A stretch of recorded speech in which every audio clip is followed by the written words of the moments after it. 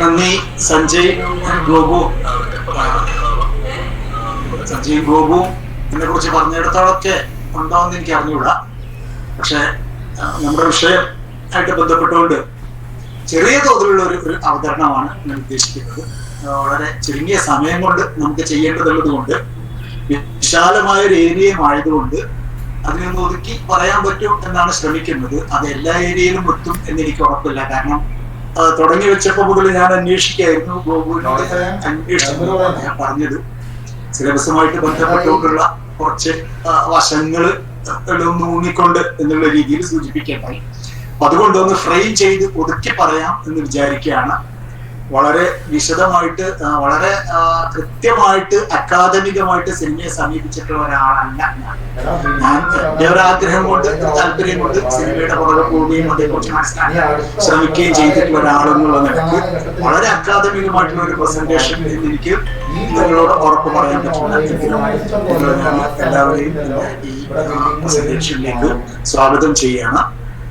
നമ്മള് ഇതിനൊരു frame work കൊടുക്കുന്നതിന് വേണ്ടി മാത്രം ചെറിയൊരു പ്രസന്റേഷന്റെ രൂപം വളരെ ക്രൂഡായിട്ടുള്ള ഒരു ഫോമാണ്. വളരെ നല്ലൊരു പ്രസന്റേഷനാണ് ഞാൻ അധികവും നല്ല നല്ല സ്ലൈഡുകൾ ഉള്ളതൊക്കെ അതിനകത്ത് അത് ഗൂഗിളായിട്ടും വന്നതാണ്. വളരെ ദരിദ്രവും ശുഷ്കവുമായിട്ടുള്ള സ്ലൈഡുകൾ ഉണ്ടെങ്കിൽ അതിന്റെ സ്വന്തം പ്രിപ്പറേഷനാണ്. ക്ഷണിക്കുകയാണ്. നിങ്ങൾ ദയവായി പ്രസന്റേഷന്റെ ഭാഗത്തേക്ക് അത് നിനക്ക് നീ ആവുകയാണെന്നുണ്ടെങ്കിൽ നിന്റെ ഉപ്പുള്ളപ്പോ നീ ഉപ്പുള്ളപ്പോ ഞാൻ വിളിച്ചാൽ ഞാൻ ഉപ്പാനോട് സംസാരിച്ച് കാര്യങ്ങൾ പറഞ്ഞ് ബോധ്യപ്പെടുത്തി കൊണ്ടുപോകണം. നിനക്ക് താല്പര്യം ഉണ്ടെങ്കിൽ കൃത്യമായിട്ട് പിന്നെ അവിടെ നിങ്ങൾ ഈ സ്വാതന്ത്ര്യത്തിൽ ഫീസും കൊടുത്ത് വെറുതെ കഷ്ടപ്പെടട്ടെ. കൃത്യമായിട്ട് കാണാൻ പറ്റുന്നുണ്ടോ? വൈകുന്നേരം വിളിക്കണം. കാരണം എനിക്ക് അല്ലെങ്കിൽ കുറെ കുട്ടികളെ ചേർത്തോണ്ടിരിക്കുമ്പോ ഇതിന്റെ വിവരം കിട്ടിയില്ലെങ്കിൽ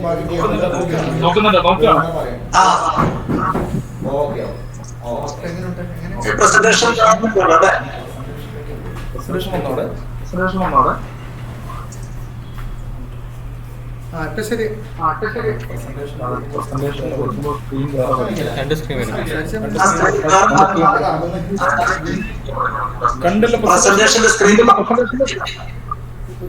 സ്ക്രീൻ വന്നിട്ടുണ്ടോ? കണ്ടില്ല.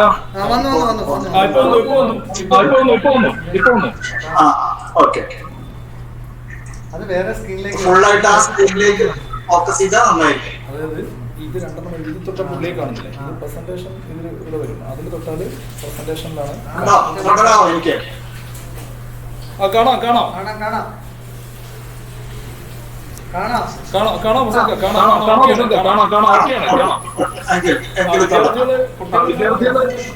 പ്രസന്റേഷൻ ഫസൽ റഹ്മാൻ പ്രസന്റേഷൻ പോകണം. ഫസൽ റഹ്മാൻ പ്രസന്റേഷനിലേക്ക് പോകണം. ഇപ്പൊ കാണാം. ഓക്കെയാണ്. ഓക്കെ. അപ്പൊ നമ്മുടെ ടോപ്പിക്ക് ലോക സിനിമ പ്രവണതകളും വികാസവും എന്ന പേരിലുള്ള ഒരു വളരെ വൈഡായിട്ടുള്ള ഒരു ഹെഡിങ് ആണ്. ആ ഹെഡിങ്ങിനോട് മുഴുവൻ നീതി പുലർത്താൻ എന്തായാലും 1 മണിക്കൂറിന്റെ അല്ലെങ്കിൽ 1.5 മണിക്കൂറിന്റെ പ്രസന്റേഷൻ കൊണ്ട് കഴിയുണ്ടാകും നമുക്കറിയാം. അതുകൊണ്ട് അതിൽ നിന്ന് നമുക്ക് വേണ്ട ചില ഏരിയകളിലൂടെ മാത്രം ഒന്നങ്ങ് കടന്നു പോവുക എന്നുള്ളതാണ് ഉദ്ദേശിക്കുന്നത്. World cinema trends and evolution. ഞാൻ ഈ പ്രസന്റേഷന്റെ ഒരു സൗകര്യത്തിന് വേണ്ടിയിട്ട് പലപ്പോഴും ഉപയോഗിക്കും. ഇംഗ്ലീഷ് ഭാഷയാണ്, പക്ഷെ അത് പ്രശ്നമില്ല. നമ്മുടെ സംസാരം നമ്മൾ അവതരിപ്പിക്കുന്നത് മുഴുവൻ മലയാളത്തിൽ തന്നെ ആയിരിക്കും. പക്ഷെ പ്രസന്റേഷന്റെ ഒരു സൗകര്യത്തിന് വേണ്ടി ചിലപ്പോൾ ഇംഗ്ലീഷ് ടെക്സ്റ്റ് ഉപയോഗിച്ചിട്ടില്ല എന്നേ ഉള്ളൂ. അപ്പൊ വളർച്ചയും വികാസവും, ലോക സിനിമയുടെ വളർച്ചയും വികാസവും എന്ന വിഷയത്തിലേക്ക് വരുന്നത് നമ്മുടെ മുമ്പിൽ ആദ്യം ഉണ്ടാകുന്ന ചോദ്യം അതിനെയാണ് നമുക്ക് ഡിഫൈൻ ചെയ്യുന്നത്. എന്താണ് വേൾഡ് സിനിമ? വേൾഡ് സിനിമ എന്ന സമയം നമ്മൾ എന്താണ് ഉദ്ദേശിക്കുന്നത് എന്ന് മാത്രം ഒന്ന് തുടങ്ങി വെച്ചുകൊണ്ട് നമുക്ക് വേൾഡ് സിനിമ എന്ന പദം നമ്മൾ ഉപയോഗിക്കുന്നത് നിങ്ങൾക്ക് അറിയാവുന്നതുപോലെ ഹോളിവുഡിൽ നിന്ന് വ്യത്യസ്തമായ ഒരു സിനിമ എൻറ്റിറ്റിയെ സൂചിപ്പിക്കാൻ വേണ്ടി തന്നെയാണ്, അസ്തിത്വത്തെ സൂചിപ്പിക്കാൻ വേണ്ടി തന്നെയാണ്. 20-ാം നൂറ്റാണ്ടിന്റെ തുടക്കം മുതല് സിനിമ എന്ന് പറയുന്ന കലാരൂപം 7 മഹത്തായ കലകൾ 7 ലിബറൽ ആർട്സ് എന്ന് പറയുന്ന 7 എണ്ണത്തിൽ ഏഴാമതായിട്ട് പലരും പറയാറുള്ള ഈ വേൾഡ് സിനിമ എന്ന് പറയുന്ന രൂപത്തില് 20ാം നൂറ്റാണ്ടിന്റെ തുടക്കത്തിൽ ഹോളിവുഡ് അതിന്റെ മുഖമായിട്ട് വരുന്ന ഒരു കാഴ്ച നമുക്ക് കാണാൻ പറ്റുന്നു. പക്ഷേ വേൾഡ് സിനിമ എന്ന് നമ്മൾ മനസ്സിലാക്കുന്നത് ഹോളിവുഡിൽ നിന്ന് വ്യത്യസ്തമായിട്ടുള്ള സിനിമ എന്ന അർത്ഥത്തിൽ തന്നെയാണ്. ഡിഫറന്റ് ഫ്രം ഹോളിവുഡ് സിനിമ എന്ന അർത്ഥത്തിൽ തന്നെയാണ് ഈ ഹോളിവുഡ് സിനിമ എന്ന് ഇവിടെ നമ്മൾ പറയുമ്പോൾ ഉദ്ദേശിക്കുന്നത് ഹോളിവുഡ് സ്റ്റുഡിയോ സിസ്റ്റത്തിലൂടെ പ്രൊഡ്യൂസ് ചെയ്യപ്പെട്ട സിനിമ. ഹോളിവുഡിന്റെ ഗോൾഡൻ ഏജ് ഓഫ് ഹോളിവുഡ് 1910 മുതൽ ഏകദേശം 2ാം ലോക യുദ്ധത്തിന്റെ ഒടുവിൽ ഒരു 50കളുടെ ഒടുവിൽ വരെ കൊണ്ടുവന്ന Hollywood golden age of Hollywood എന്ന് പറയുന്ന പീരിയഡ്. ആ പീരിയഡിന്റെ പ്രത്യേകതയായിട്ട് നമുക്ക് കാണാൻ പറ്റുന്ന ഒരു കാര്യം, അക്കാലത്ത് സ്റ്റുഡിയോ സിസ്റ്റം എന്ന് പറയുന്ന ഒരു സംവിധാനത്തിലൂടെയാണ് സിനിമകളൊക്കെ അവിടെ നിർമ്മിക്കപ്പെട്ടുകൊണ്ടിരുന്നത്. എന്ന് പറഞ്ഞാൽ കലാകാരന്മാരെ, സംവിധായകരെ, സ്ക്രിപ്റ്റ് റൈറ്റേഴ്സിനെ, അഭിനേതാക്കളെ ഒക്കെ തന്നെ വലിയ ചില സ്റ്റുഡിയോകൾ അവരുടെ കോൺട്രാക്റ്റിൽ എടുത്ത് അവരെ ഉപയോഗിച്ചുകൊണ്ട് ഈ സിനിമകൾ നിരന്തരം പ്രൊഡ്യൂസ് ചെയ്യുന്ന അക്കാലത്ത് ബിഗ് 5 എന്ന് പറയുന്ന സ്റ്റുഡിയോസ് ആണ് അതിന്റെ ഒരു ചുക്കാൻ പിടിച്ചുകൊണ്ടിരുന്നത്. Paramount, RKO, MGM, Warner Brothers, 20th century Fox, ഇങ്ങനെ 5 മേജർ സ്റ്റുഡിയോസ്. അതുകൂടാതെ മൈനർ സ്റ്റുഡിയോസ് ആയിട്ടുള്ള, ലിറ്റിൽ സ്റ്റുഡിയോസ് ആയിട്ടുള്ള യൂണിവേഴ്സൽ, യുണൈറ്റഡ് ആർട്സ്, കൊളംബിയ എന്ന് പറയുന്ന ഈ സ്റ്റുഡിയോസ്. ഇങ്ങനെ ഉണ്ടായിരുന്ന സ്റ്റുഡിയോ സമ്പ്രദായത്തിന്റെ ഭാഗമായിട്ട് വന്ന ഹോളിവുഡ് സിനിമയിൽ നിന്ന് വ്യത്യസ്തമായിട്ട് ലോകത്ത് നടന്ന സിനിമാ സംരംഭങ്ങൾ മുഴുവനുമാണ് നമ്മൾ വേൾഡ് സിനിമ എന്ന കാറ്റഗറിയിൽ ഉൾപ്പെടുത്തുന്നത്.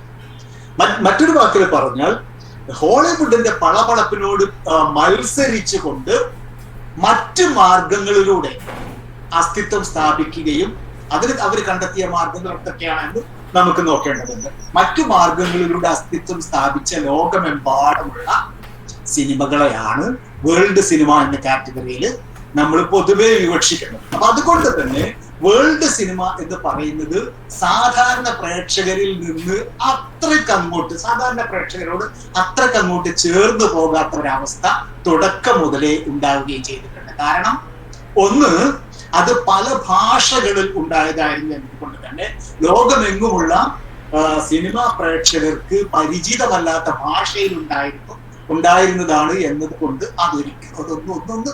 ഒന്ന് പ്രേക്ഷകരിൽ നിന്ന് അകന്നു. മറ്റൊന്ന്, ഹോളിവുഡിന്റെ സ്വപ്ന വ്യാപാരത്തോട് പിടിച്ചു നിൽക്കാൻ കഴിയുന്ന സാമ്പത്തിക ഊർജം അതിനുണ്ടായിരുന്നില്ല എന്നതുകൊണ്ട് മറ്റു മാർഗങ്ങളിലൂടെ, കലാപരമായ മാർഗങ്ങളിലൂടെ അതിനെ മറികടക്കുകയാണ് ലോക സിനിമ ചെയ്തത്. അപ്പൊ കലാപരമായ മാർഗങ്ങൾ ആവശ്യപ്പെടുന്ന ബുദ്ധിശക്തി അല്ലെങ്കിൽ ബൗദ്ധിക നിലവാരമുള്ള പ്രേക്ഷകർക്ക് മാത്രമേ ലോക സിനിമയോട് അടുക്കാൻ പറ്റൂ എന്നൊരവസ്ഥമാണ്. അപ്പോൾ ഈ ബൗദ്ധിക തലം, നേരത്തെ പറഞ്ഞതുപോലെ ഭാഷാപരമായ അന്തരം, സാംസ്കാരികമായ പരിചയമില്ലായ്മ, ഇവയൊക്കെ മറികടക്കാൻ വേണ്ടി സബ് ടൈറ്റിൽസ് എന്ന് പറയുന്ന മറ്റൊരു 3ാം മീഡിയം പുറത്തു നിന്ന് അതിനകത്തേക്ക് ഇന്റർപൊലേറ്റ് ചെയ്യേണ്ടി വന്ന ഘടകം, ഇങ്ങനെയൊക്കെയുള്ള ഘടകങ്ങൾ കൊണ്ട് ലോക സിനിമ പൊതുവെ ബുദ്ധിജീവികളുടേതാണ് എന്നുള്ളൊരു നിലപാട് തുടക്കം മുതലേ ഉണ്ടായി വന്നു. ഇത് മനസ്സിൽ വെച്ചുകൊണ്ട് വേണം നമ്മൾ ലോക സിനിമ എന്ന പദം കൊണ്ട് എന്താണ് ഉദ്ദേശിക്കുന്നത് എന്ന് പറഞ്ഞുകൊണ്ട് വേണം നമ്മൾ ഇങ്ങോട്ട് കിടക്കാൻ. ഈ വേൾഡ് സിനിമ എന്ന പദം തന്നെ ഒരുപക്ഷെ ഈ വേൾഡ് ലിറ്ററേച്ചർ എന്നൊക്കെയുള്ള പദത്തിനോട് സമാനമായ രീതിയിൽ ഉണ്ടാക്കിയെടുത്തതാണ്. വേൾഡ് ലിറ്ററേച്ചർ എന്ന പദം ജർമ്മൻ സാഹിത്യകാരൻ ഗെയ്തെയാണ് ആദ്യമായിട്ട് ഉപയോഗിക്കുന്നത്. അന്ന് യൂറോപ്യൻ സാഹിത്യത്തെ മൊത്തം ഉദ്ദേശിച്ചുകൊണ്ട് അദ്ദേഹം പറഞ്ഞെങ്കിലും ലോക സാഹിത്യത്തെ മുഴുവൻ അതിനോട് ചേർത്ത് നിർത്താൻ വേണ്ടി ആ പദം ഉപയോഗിക്കപ്പെടുന്നത്. ഏകദേശം അതിനോട് സമാനമായ രീതിയിലാണ് നമ്മൾ ഈ വേൾഡ് സിനിമ എന്ന് പറയുന്ന പദം ഉപയോഗിച്ച് തുടങ്ങുന്നത്. 19ാം നൂറ്റാണ്ടിന്റെ ഉണ്ടായ പദപ്രയോഗം, വേൾഡ് ലിറ്ററേച്ചർ എന്ന പദപ്രയോഗത്തോട് ചേർന്ന് നിന്നുകൊണ്ട് വേൾഡ് സിനിമ എന്ന പദം ഉപയോഗിച്ചു. സിനിമ എന്ന് പറയുന്ന കലാരൂപം തനതായ വ്യക്തിത്വം നേടിയെടുക്കും. ഏതൊരു കലാരൂപം തനതായ വ്യക്തിത്വം നേടിയെടുക്കുന്നത് അതിൻ്റെതായിട്ടുള്ള ഒരു സൈദ്ധാന്തിക ഭൂമിക കൂടി രൂപപ്പെടും. 19ാം നൂറ്റാണ്ടിന്റെ ഒടുവിൽ സിനിമ ഉണ്ടായെങ്കിലും അന്നൊന്നും ഫിലിം തിയറി രൂപപ്പെട്ടിട്ടില്ല. എന്നാൽ പിന്നീട് 20കളോടുകൂടെ സിനിമയെ കുറിച്ച് മാത്രമായിട്ടുള്ള ചില പഠനങ്ങൾ, വളരെ നേരിയ തോതിലുള്ള ചില പഠനങ്ങൾ ഉണ്ടാവുന്നുണ്ട്. 20കളിലാണെങ്കിൽ ക്യാമറ എഡിറ്റിംഗ് എന്ന് പറയുന്ന 2 ഘടകങ്ങൾ മാത്രം ഉൾക്കൊള്ളുന്ന ചില പഠനങ്ങളൊക്കെ 20കളോടുകൂടെ ഉണ്ടാകുന്നുണ്ട്. പക്ഷെ പിന്നീട് 20കൾ മുതൽ 1960കൾ വരെയുള്ള ഈ ഗോൾഡൻ ഏജ്, ഞാൻ പറഞ്ഞതുപോലെ ഹോളിവുഡിന്റെ മേധാവിത്വത്തിനോട് സമാന്തരമായിട്ട് വളർന്നു വന്ന സിനിമയ്ക്ക്, ലോകമെമ്പാടും വളർന്നു വന്ന സിനിമയ്ക്ക് പലതരത്തിലുള്ള സൈദ്ധാന്തിക ഭൂമികകൾ ഉണ്ടായി വരുന്നുണ്ട്. അതിൽ നിന്നാണ് ഫിലിം തിയറി എന്ന് പറയുന്ന ഘടകം ഉണ്ടാകുന്നത്. പ്രേക്ഷകരും സമൂഹവും സിനിമയും, ഈ 3 ഘടകങ്ങൾ പരസ്പരം എങ്ങനെയൊക്കെ, സിനിമ എങ്ങനെ ഉണ്ടാവുന്നു, സിനിമ ഉണ്ടാവാൻ വേണ്ട ഘടകങ്ങൾ എന്തൊക്കെ, ഇതിനെക്കുറിച്ച് പഠിക്കുക. സിനിമയും പ്രേക്ഷകരും തമ്മിൽ എങ്ങനെ ഇന്ററാക്ട് ചെയ്യുന്നു, സിനിമയും സമൂഹവും തമ്മിലുള്ള ബന്ധം എന്ത്, ഇക്കാര്യങ്ങളൊക്കെ ഉൾച്ചേർത്തുകൊണ്ട് ഫിലിം തിയറീസ് പല രീതിയിൽ രൂപപ്പെട്ടു വരുന്നത് നമ്മൾ കാണുന്നു. എന്നാൽ അതതിന്റെ ഏറ്റവും ക്രൂഡായ ഫോമിൽ മാത്രമാണ് 2ാം ലോക യുദ്ധത്തിന്റെ ഒടുവിൽ വരെ ഉണ്ടായിക്കൊണ്ടിരുന്നത്. പിന്നീട് ശരിക്കും പറഞ്ഞാൽ ഫിലിം തിയറി ഒരു പഠന വിഷയമൊക്കെ ആകുന്നത് 1960കളോട് കൂടെയാണ് എന്നുള്ളത് വളരെ വിചിത്രമായിട്ട് തോന്നാവുന്ന ഒരു കാര്യമാണ്. സിനിമ എന്ന് പറയുന്ന വളരെ ശക്തമായിട്ടുള്ള ഒരു മാധ്യമം ലോകത്തെ മുഴുവൻ കീഴ്പ്പെടുത്തുമ്പോഴും അതൊരു അക്കാദമിക് തലത്തിലൊക്കെയുള്ള പഠന വിഷയമായിട്ട് മാറുന്നത് 1960കളോട് കൂടെയാണ് എന്നുള്ളൊരു വലിയ വൈരുദ്ധ്യം നിലനിൽക്കുന്നുണ്ട്. 2ാം ലോക യുദ്ധത്തിന് ശേഷം ഫിലിം തിയറിയിൽ വലിയ മാറ്റങ്ങൾ സംഭവിക്കുന്നുണ്ട്. യാഥാർത്ഥ്യത്തെ മനസ്സിലാക്കുന്നതിനും അതിനെ റെക്കോർഡ് ചെയ്യുന്നതിലും സിനിമക്ക് സവിശേഷമായ രീതിയുണ്ടെന്നും സിനിമ മറ്റു കലാരൂപങ്ങളിൽ നിന്ന് വ്യത്യസ്തമാണ് എന്നുമുള്ള തിരിച്ചറിവോടുകൂടെ സിനിമയെ സമീപിക്കാൻ തുടങ്ങുന്ന തിയറിസ്റ്റുകൾ വരുന്നു. ന്യൂ വേവ് സിനിമ, മറ്റു പലതരത്തിലുള്ള സിനിമാ രൂപങ്ങൾ, അതേക്കുറിച്ച് വിശദീകരിക്കേണ്ടതില്ല എന്നാണ് എനിക്ക് തോന്നുന്നത്. മറ്റു പല ഘട്ടങ്ങളിലായിട്ട് നിങ്ങളത് അതേക്കുറിച്ച് ചർച്ച ചെയ്തിട്ടുണ്ട്. സിനിമാഗോറിറ്റെ പോലുള്ള, അതുപോലെ തന്നെ എക്സ്പെരിമെന്റൽ സിനിമ എന്നൊക്കെ പറയുന്ന ഘടകങ്ങളെ കുറിച്ച് നമ്മൾ ഒരുപാട് വിശദീകരിക്കേണ്ടതില്ല എന്ന് തോന്നുന്നുണ്ട്. 60കളോടുകൂടി ഉണ്ടാകുന്ന മാറ്റങ്ങളിൽ നിന്നാണ് നമ്മുടെ പുതിയ ചിന്തകൾ നമുക്ക് തുടങ്ങുന്നത്. ആ 60കളോടുകൂടെ ഫിലിം തിയറിയിൽ ഒരുപാട് മാറ്റങ്ങൾ ഉണ്ടാകുന്നു, ഒരുപാട് ഘടകങ്ങൾ കൂടിച്ചേരുന്നു. പഠനങ്ങളിൽ വളരെ പ്രധാനപ്പെട്ട ഇതര മേഖലകളിൽ നിന്നുള്ള വെളിച്ചങ്ങൾ കൂടെ സിനിമാ പഠനത്തിലേക്ക് കയറി വരുന്നു. അങ്ങനെ semiotics, psycho analysis, gender studies, Marxism, feminist theory, cure theory തുടങ്ങിയ തിയറികളൊക്കെ തന്നെ സിനിമയിലേക്ക് കൂടെ അപ്ലൈ ചെയ്യുന്ന അവസ്ഥ നമ്മൾ കാണുന്നു. അത് 60കൾക്ക് ശേഷം ഉണ്ടാകുന്ന മാറ്റമാണ്.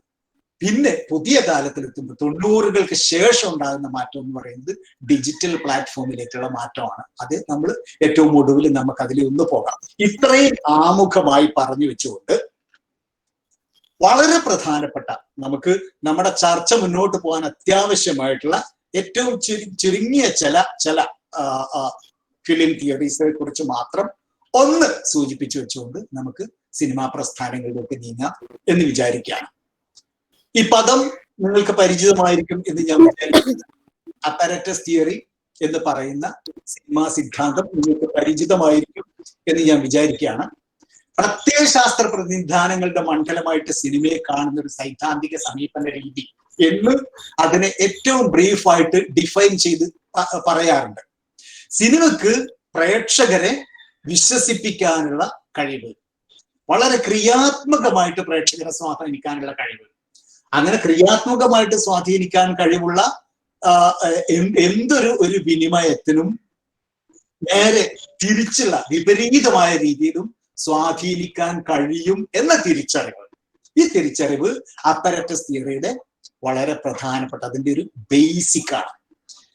മാർക്സിസ്റ്റ് സെമിയോട്ടിക് ചിഹ്നശാസ്ത്രം, അതുപോലെ തന്നെ മാർക്സിസ്റ്റ് ഐഡിയോളജി, അതുപോലെ മനഃശാസ്ത്രം, ഇത്തരം ആശയഗതികളെയൊക്കെ തന്നെ ബേസ് ചെയ്തുകൊണ്ട് ഉണ്ടായി വന്നിട്ടുള്ള സിദ്ധാന്തമാണ് അപ്പാരറ്റസ് തിയറി. അപ്പാരറ്റസ് എന്ന പദം എന്താണ് അർത്ഥമാക്കുന്നത് നിങ്ങൾക്ക് അറിയാം. അപ്പാരറ്റസ് എന്ന് പറഞ്ഞ ഉപകരണങ്ങൾ എന്നാണ്.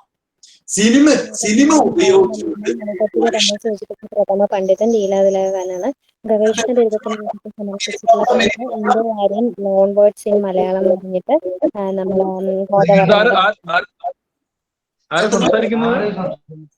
ഓക്കെ.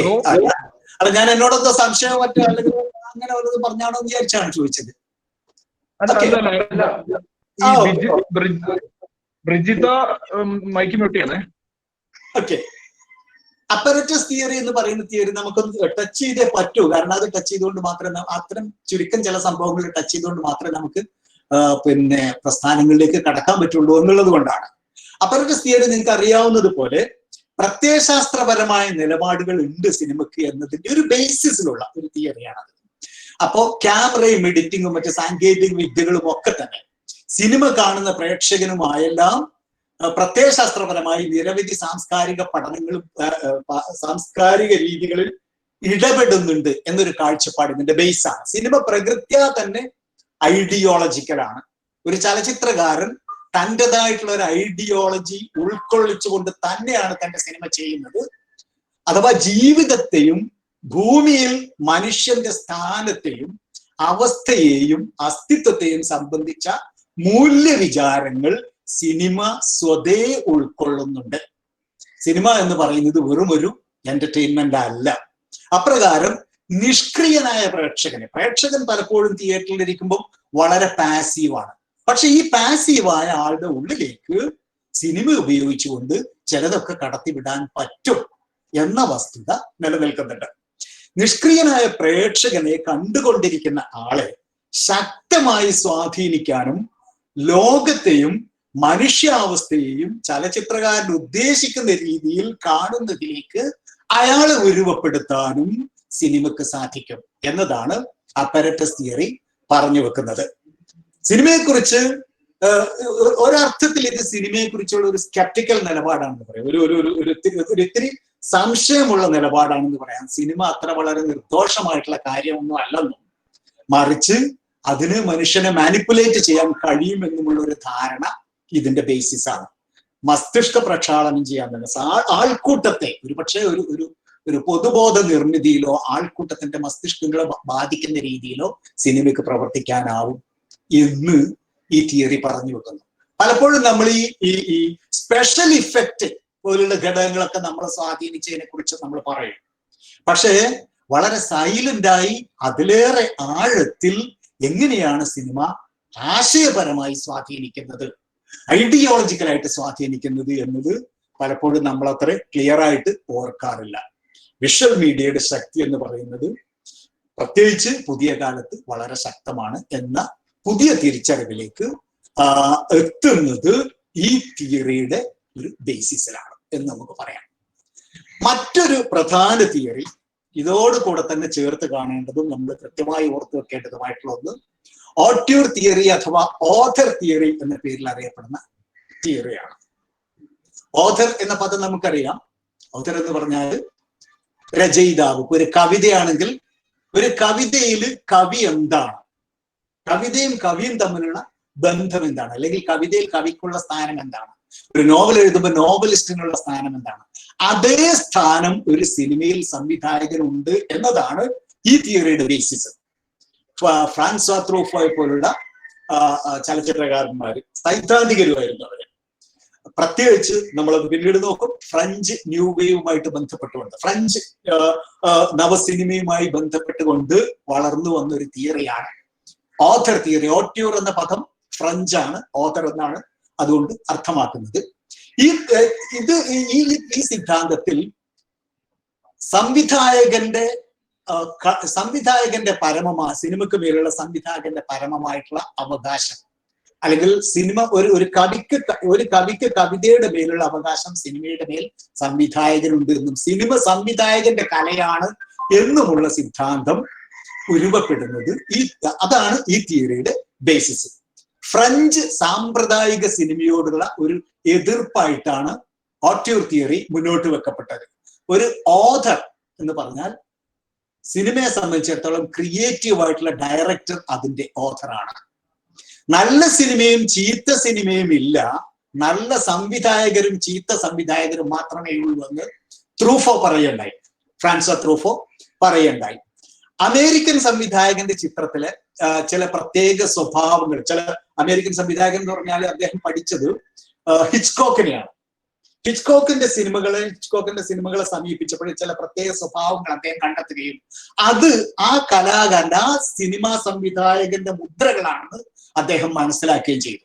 അപ്പൊ ഒരു നല്ല സംവിധായകൻ അയാളുടെ കയ്യൊപ്പ് അയാളുടെ ഓരോ ചിത്രത്തിലും പകർത്തുന്നുണ്ട്, വെക്കുന്നുണ്ട് എന്ന കോൺസെപ്റ്റാണ് ഓട്യൂർ തിയറിയുടെ അല്ലെങ്കിൽ ഓഥർ തിയറിയുടെ ഏറ്റവും പ്രധാനപ്പെട്ട ഘടകം. പക്ഷെ ഈ ഓഥർ തിയറിയെ കുറിച്ച് പറയണമെന്നുണ്ടെങ്കിൽ ഒരു ഒരു ഒരു ആർട്ടിസ്റ്റിന്, ഒരു സംവിധായകനെ ഓഥറായിട്ട് കാണണമെന്നുണ്ടെങ്കിൽ അയാൾക്ക് സ്വന്തമായിട്ടുള്ള ഒരു ബോഡി ഓഫ് വർക്ക് ഉണ്ടായിരിക്കണം എന്നതാണ് ഈ തിയറി മുന്നോട്ട് വെക്കുന്ന ഒരു കാര്യം. ഊവർ എന്ന് പറയും, ഒരു ബോഡി ഓഫ് വർക്ക്. ഒരൊറ്റ സിനിമ വെച്ചുകൊണ്ട് ഒരു സംവിധായകനെ ഓട്യൂർ എന്ന് വിളിക്കാനാവില്ല. എന്നാൽ അങ്ങനെ സംഭവിച്ചതും ഉണ്ട്. ഉദാഹരണത്തിന് മൈക്കൽ സിമിനോ എന്ന് പറയുന്ന സിനിമാ സംവിധായകൻ, അദ്ദേഹത്തിന്റെ ഒറ്റ സിനിമ മാത്രമേ അദ്ദേഹം ചെയ്തിട്ടുള്ളൂ, അദ്ദേഹത്തിൻ്റെതായിട്ട് പുറത്തു വന്നിട്ടുള്ളൂ. എന്തായിരുന്നു ആ സിനിമയുടെ പേര്? I will tell you. ഹോളിവുഡിൽ നിന്നിറങ്ങിയ ദ ഡിയർ ഹണ്ടർ എന്ന വിയറ്റ്നാം വാറിന്റെ പശ്ചാത്തലത്തിലുള്ള സിനിമ. ഒരൊറ്റ സിനിമ കൊണ്ട് തന്നെ അദ്ദേഹത്തിൻ്റെതായിട്ടുള്ള സിദ്ധാന്തം അല്ലെങ്കിൽ സിനിമ ആവിഷ്കാര മാതൃകയുടെ ഉള്ള ആള് എന്ന രീതിയിൽ വിലയിരുത്തപ്പെട്ടിട്ടുണ്ട്. അത് വളരെ അപൂർവമായിട്ട് സംഭവിക്കുന്നതാണ്. സാധാരണഗതിയിൽ ഒരു സംവിധായകന്റെ പല സിനിമകളിൽ അദ്ദേഹത്തിൻ്റെതായിട്ടുള്ള ഒരു മുദ്ര പതിഞ്ഞിട്ടുണ്ടെങ്കിൽ അത്തരം സംവിധായകരെയാണ് ഓഥേഴ്സ് ആയിട്ട് കണക്കാക്കുന്നത്. So there could be A body of work എന്നുള്ളത് അതിൽ വളരെ പ്രധാനപ്പെട്ട ഒരു കാര്യമാണ്. അതേസമയം അതിന് തൻ്റെതായിട്ടുള്ളൊരു മുദ്ര പതിപ്പിക്കാൻ അയാൾക്ക് കഴിഞ്ഞിരിക്കണം. അയാളുടെ സ്വന്തമായൊരു ദർശനം ഉണ്ടായിരിക്കണം. ഇത്രയാവുമ്പോഴാണ് ഒരു സംവിധായകരെ ഓട്യൂർ എന്ന് അല്ലെങ്കിൽ ഓഥർ എന്ന് പൊതുവെ എന്ന് വിളിക്കുന്നത്.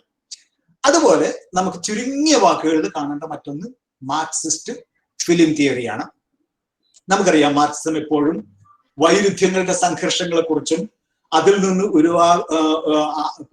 ആ രീതിയിൽ ചരിത്രം മുന്നോട്ട് പോകുന്നതിനെ കുറിച്ചും മാർക്സിസം സംസാരിക്കുന്നുണ്ട്.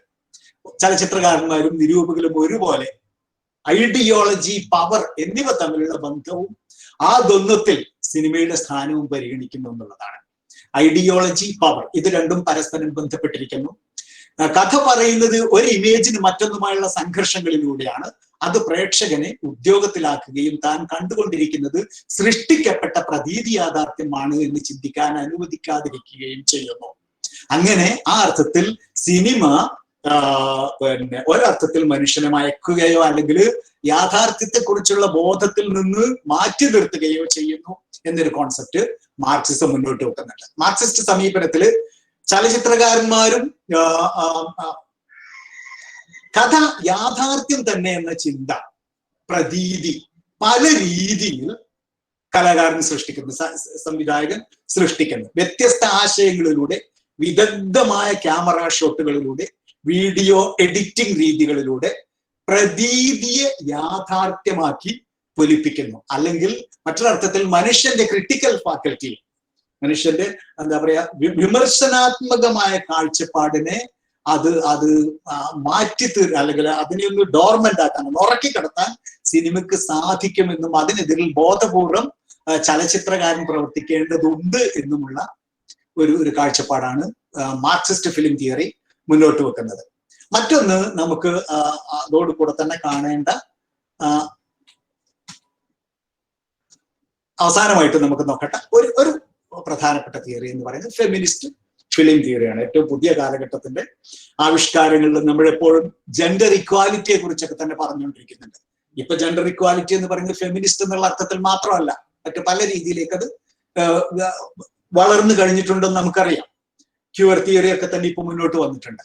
അപ്പൊ ഫെമിനിസ്റ്റ് തിയറി അതിന്റെ ഒരു തുടക്കം, ഇത്തരം കാഴ്ചപ്പാടുകളുടെ ഒരു തുടക്കം ഫെമിനിസ്റ്റ് തിയറിയിൽ നിന്ന് ആരംഭിക്കുന്നുണ്ട്. സിനിമയെ സാംസ്കാരിക വിനിമയമായി കാണുന്ന ഒരു രീതിയാണ് ഇവിടെ. സ്ത്രീത്വം എന്നിവയെക്കുറിച്ചും പുരുഷൻ ആണത്വം എന്നിവയെക്കുറിച്ചുമുള്ള വാർപ്പ് മാതൃകകളാണ് സിനിമ അവതരിപ്പിക്കുന്നതെന്നും അത് അവാസ്തവികമാണ് എന്നും ഫെമിനിസ്റ്റ് തിയറി നിരീക്ഷിക്കുന്നുണ്ട്. സ്ത്രീകളും സിനിമയും തമ്മിലുള്ള ബന്ധം, സിനിമ സ്ത്രീയെ എങ്ങനെ പ്രതിനിധാനം ചെയ്യുന്നു, ചിത്രീകരിക്കുന്നു, എങ്ങനെ അവതരിപ്പിക്കുന്നു എന്നതിൽ തുടങ്ങി പുരുഷ നോട്ടം എന്ന് പറയുന്ന മെയിൽ ഗെയ്സ് എന്ന് പറയുന്ന പ്രശ്നത്തിലേക്ക് ഫെമിനിസ്റ്റ് ഫിലിം തിയറി നമ്മുടെ ശ്രദ്ധ ക്ഷണിക്കുന്നു. 70കളോട് 60കളോട് ശക്തമായ രണ്ടാം ഘട്ട ഫെമിനിസം, സെക്കൻഡ് വേവ് ഫെമിനിസം എന്ന് പറയുന്ന ആ ഡെവലപ്മെന്റോട് കൂടിയാണ് സത്യത്തിൽ feminist theory of films develop ചെയ്യുന്നത്. രണ്ടാം ഘട്ട ഫെമിനിസത്തിന്റെ, സെക്കൻഡ് വേവ് ഫെമിനിസത്തിന്റെ the personal is political, the private is political, the private space is political എന്നുള്ള കാഴ്ചപ്പാടിനെ പിൻപറ്റിക്കൊണ്ടാണ് ഫെമിനിസ്റ്റ് ഫിലിം തിയറി ഡെവലപ്പ് ചെയ്യുന്നത്. സ്ത്രീയെ കർത്തൃത്വമില്ലാത്ത പുരുഷ കഥാപാത്രങ്ങളുടെ നിഴലുകളോ അവരുടെ നായകത്വ സ്ഥാപനത്തിന് ആവശ്യമായ രീതിയിൽ മാത്രം അവതരിപ്പിക്കപ്പെടുന്ന ബിംബങ്ങളോ ആയിട്ട് കാണുന്ന രീതിയെയാണ് ഫെമിനിസ്റ്റ് ഫിലിം തിയറി ചോദ്യം ചെയ്യുന്നത്. 19ാം നൂറ്റാണ്ടിന്റെ ഒടുവിൽ രൂപപ്പെട്ട ഫെമിനിസ്റ്റ് തിയറി എന്ന് പറയുന്ന കാഴ്ചപ്പാട്, ഫസ്റ്റ് വേവ് ഫെമിനിസം 19ാം നൂറ്റാണ്ടിന്റെ ഒടുവിൽ തുടങ്ങി ഏകദേശം 20ാം നൂറ്റാണ്ടിന്റെ മധ്യകാലം വരെ നിന്ന ഫസ്റ്റ് വേവ് ഫെമിനിസം ഫലത്തില് ഈ സഫ്രജറ്റ് മൂവ്മെന്റ് എന്ന് പറയുന്ന, സഫ്രജറ്റ് മൂവ്മെന്റ് എന്ന് പറഞ്ഞാൽ വോട്ടവകാശത്തിற்கு വേണ്ടിയിട്ടുള്ള, സ്ത്രീകൾക്കും വോട്ടവകാശം വേണം എന്നൊക്കെ പറഞ്ഞിട്ടുള്ള മൂവ്മെന്റ്, സാമൂഹ്യ സമത്വത്തിന്, നമുക്ക് അങ്ങനെ പറയാം, സാമൂഹ്യ സമത്വത്തിന് വേണ്ടിയിട്ടുള്ള മൂവ്മെന്റ് ആയിട്ടാണ് അത് തുടങ്ങുന്നത്. വിദ്യാഭ്യാസത്തിനുള്ള അവകാശം, തൊഴിലിടത്തിൽ മികച്ച സൗകര്യങ്ങൾക്കുള്ള അവകാശം, ലിംഗവിവേചനം അവസാനിപ്പിക്കുക, ഇത്തരം മുദ്രാവാക്യങ്ങളൊക്കെയാണ് ഈ 19ാം നൂറ്റാണ്ടിന്റെ തുടക്കത്തിൽ ആരംഭിച്ച ഫെമിനിസ്റ്റ് പ്രസ്ഥാനം മുന്നോട്ട് വെച്ചതെങ്കിൽ സെക്കൻഡ് വേവ് ഫെമിനിസത്തിൽ എത്തുമ്പോൾ, 60കളോട് ശക്തമാവുന്ന രണ്ടാം തരംഗത്തിൽ എത്തുമ്പോൾ ദി പ്രൈവറ്റ് ഈസ് പൊളിറ്റിക്കൽ എന്നുള്ള രീതിയിലേക്ക് മാറി. സ്ത്രീകളുടെ വ്യക്തി ജീവിതത്തിൽ തന്നെ രാഷ്ട്രീയം, വ്യക്തി ജീവിതം എന്ന് പറയുന്നതിന് രാഷ്ട്രീയമാണെന്നും ആ വ്യക്തികളുടെ സ്പേസിലേക്ക് തന്നെ പുരുഷ മേധാവിത്വ മൂല്യങ്ങൾ അടിച്ചേൽപ്പിക്കപ്പെടുന്നു എന്നൊക്കെയുള്ള കാഴ്ചപ്പാടുകൾ, എന്തൊക്കെയുള്ള തിരിച്ചറിവുകൾ, കാഴ്ചപ്പാടുകൾ എന്ന് പറയുന്നില്ല, തിരിച്ചറിവുകൾ രണ്ടാം ഘട്ട ഫെമിനിസത്തിന്റെ ഭാഗമാണ്. അവിടെയാണ് ഗാർഹിക അന്തരീക്ഷത്തിൽ പോലും സ്ത്രീ എങ്ങനെ വിവേചനം നേരിടുന്നു, പെൺകുട്ടിയായി കഴിഞ്ഞാൽ നേരിടുന്ന വിവേചനങ്ങൾ, ഇത്തരം പ്രശ്നങ്ങളെ കുറിച്ചൊക്കെ തന്നെ കോൺഷ്യസ് ആയി തുടങ്ങുന്നത് ഈ രണ്ടാം ഘട്ട ഫെമിനിസത്തിന്റെ ഘട്ടത്തിലാണ്. ഇപ്പോൾ ഈ ഘട്ടത്തിലാണ് ഫെമിനിസ്റ്റ് ഫിലിം തിയറിയും രൂപപ്പെട്ടു വരുന്നത്. എങ്ങനെയാണ് സ്ത്രീ അവതരിപ്പിക്കപ്പെടുന്നത്, എങ്ങനെയാവണം, ഇത്തരം കാര്യങ്ങൾ മുന്നോട്ട് വരുന്നു.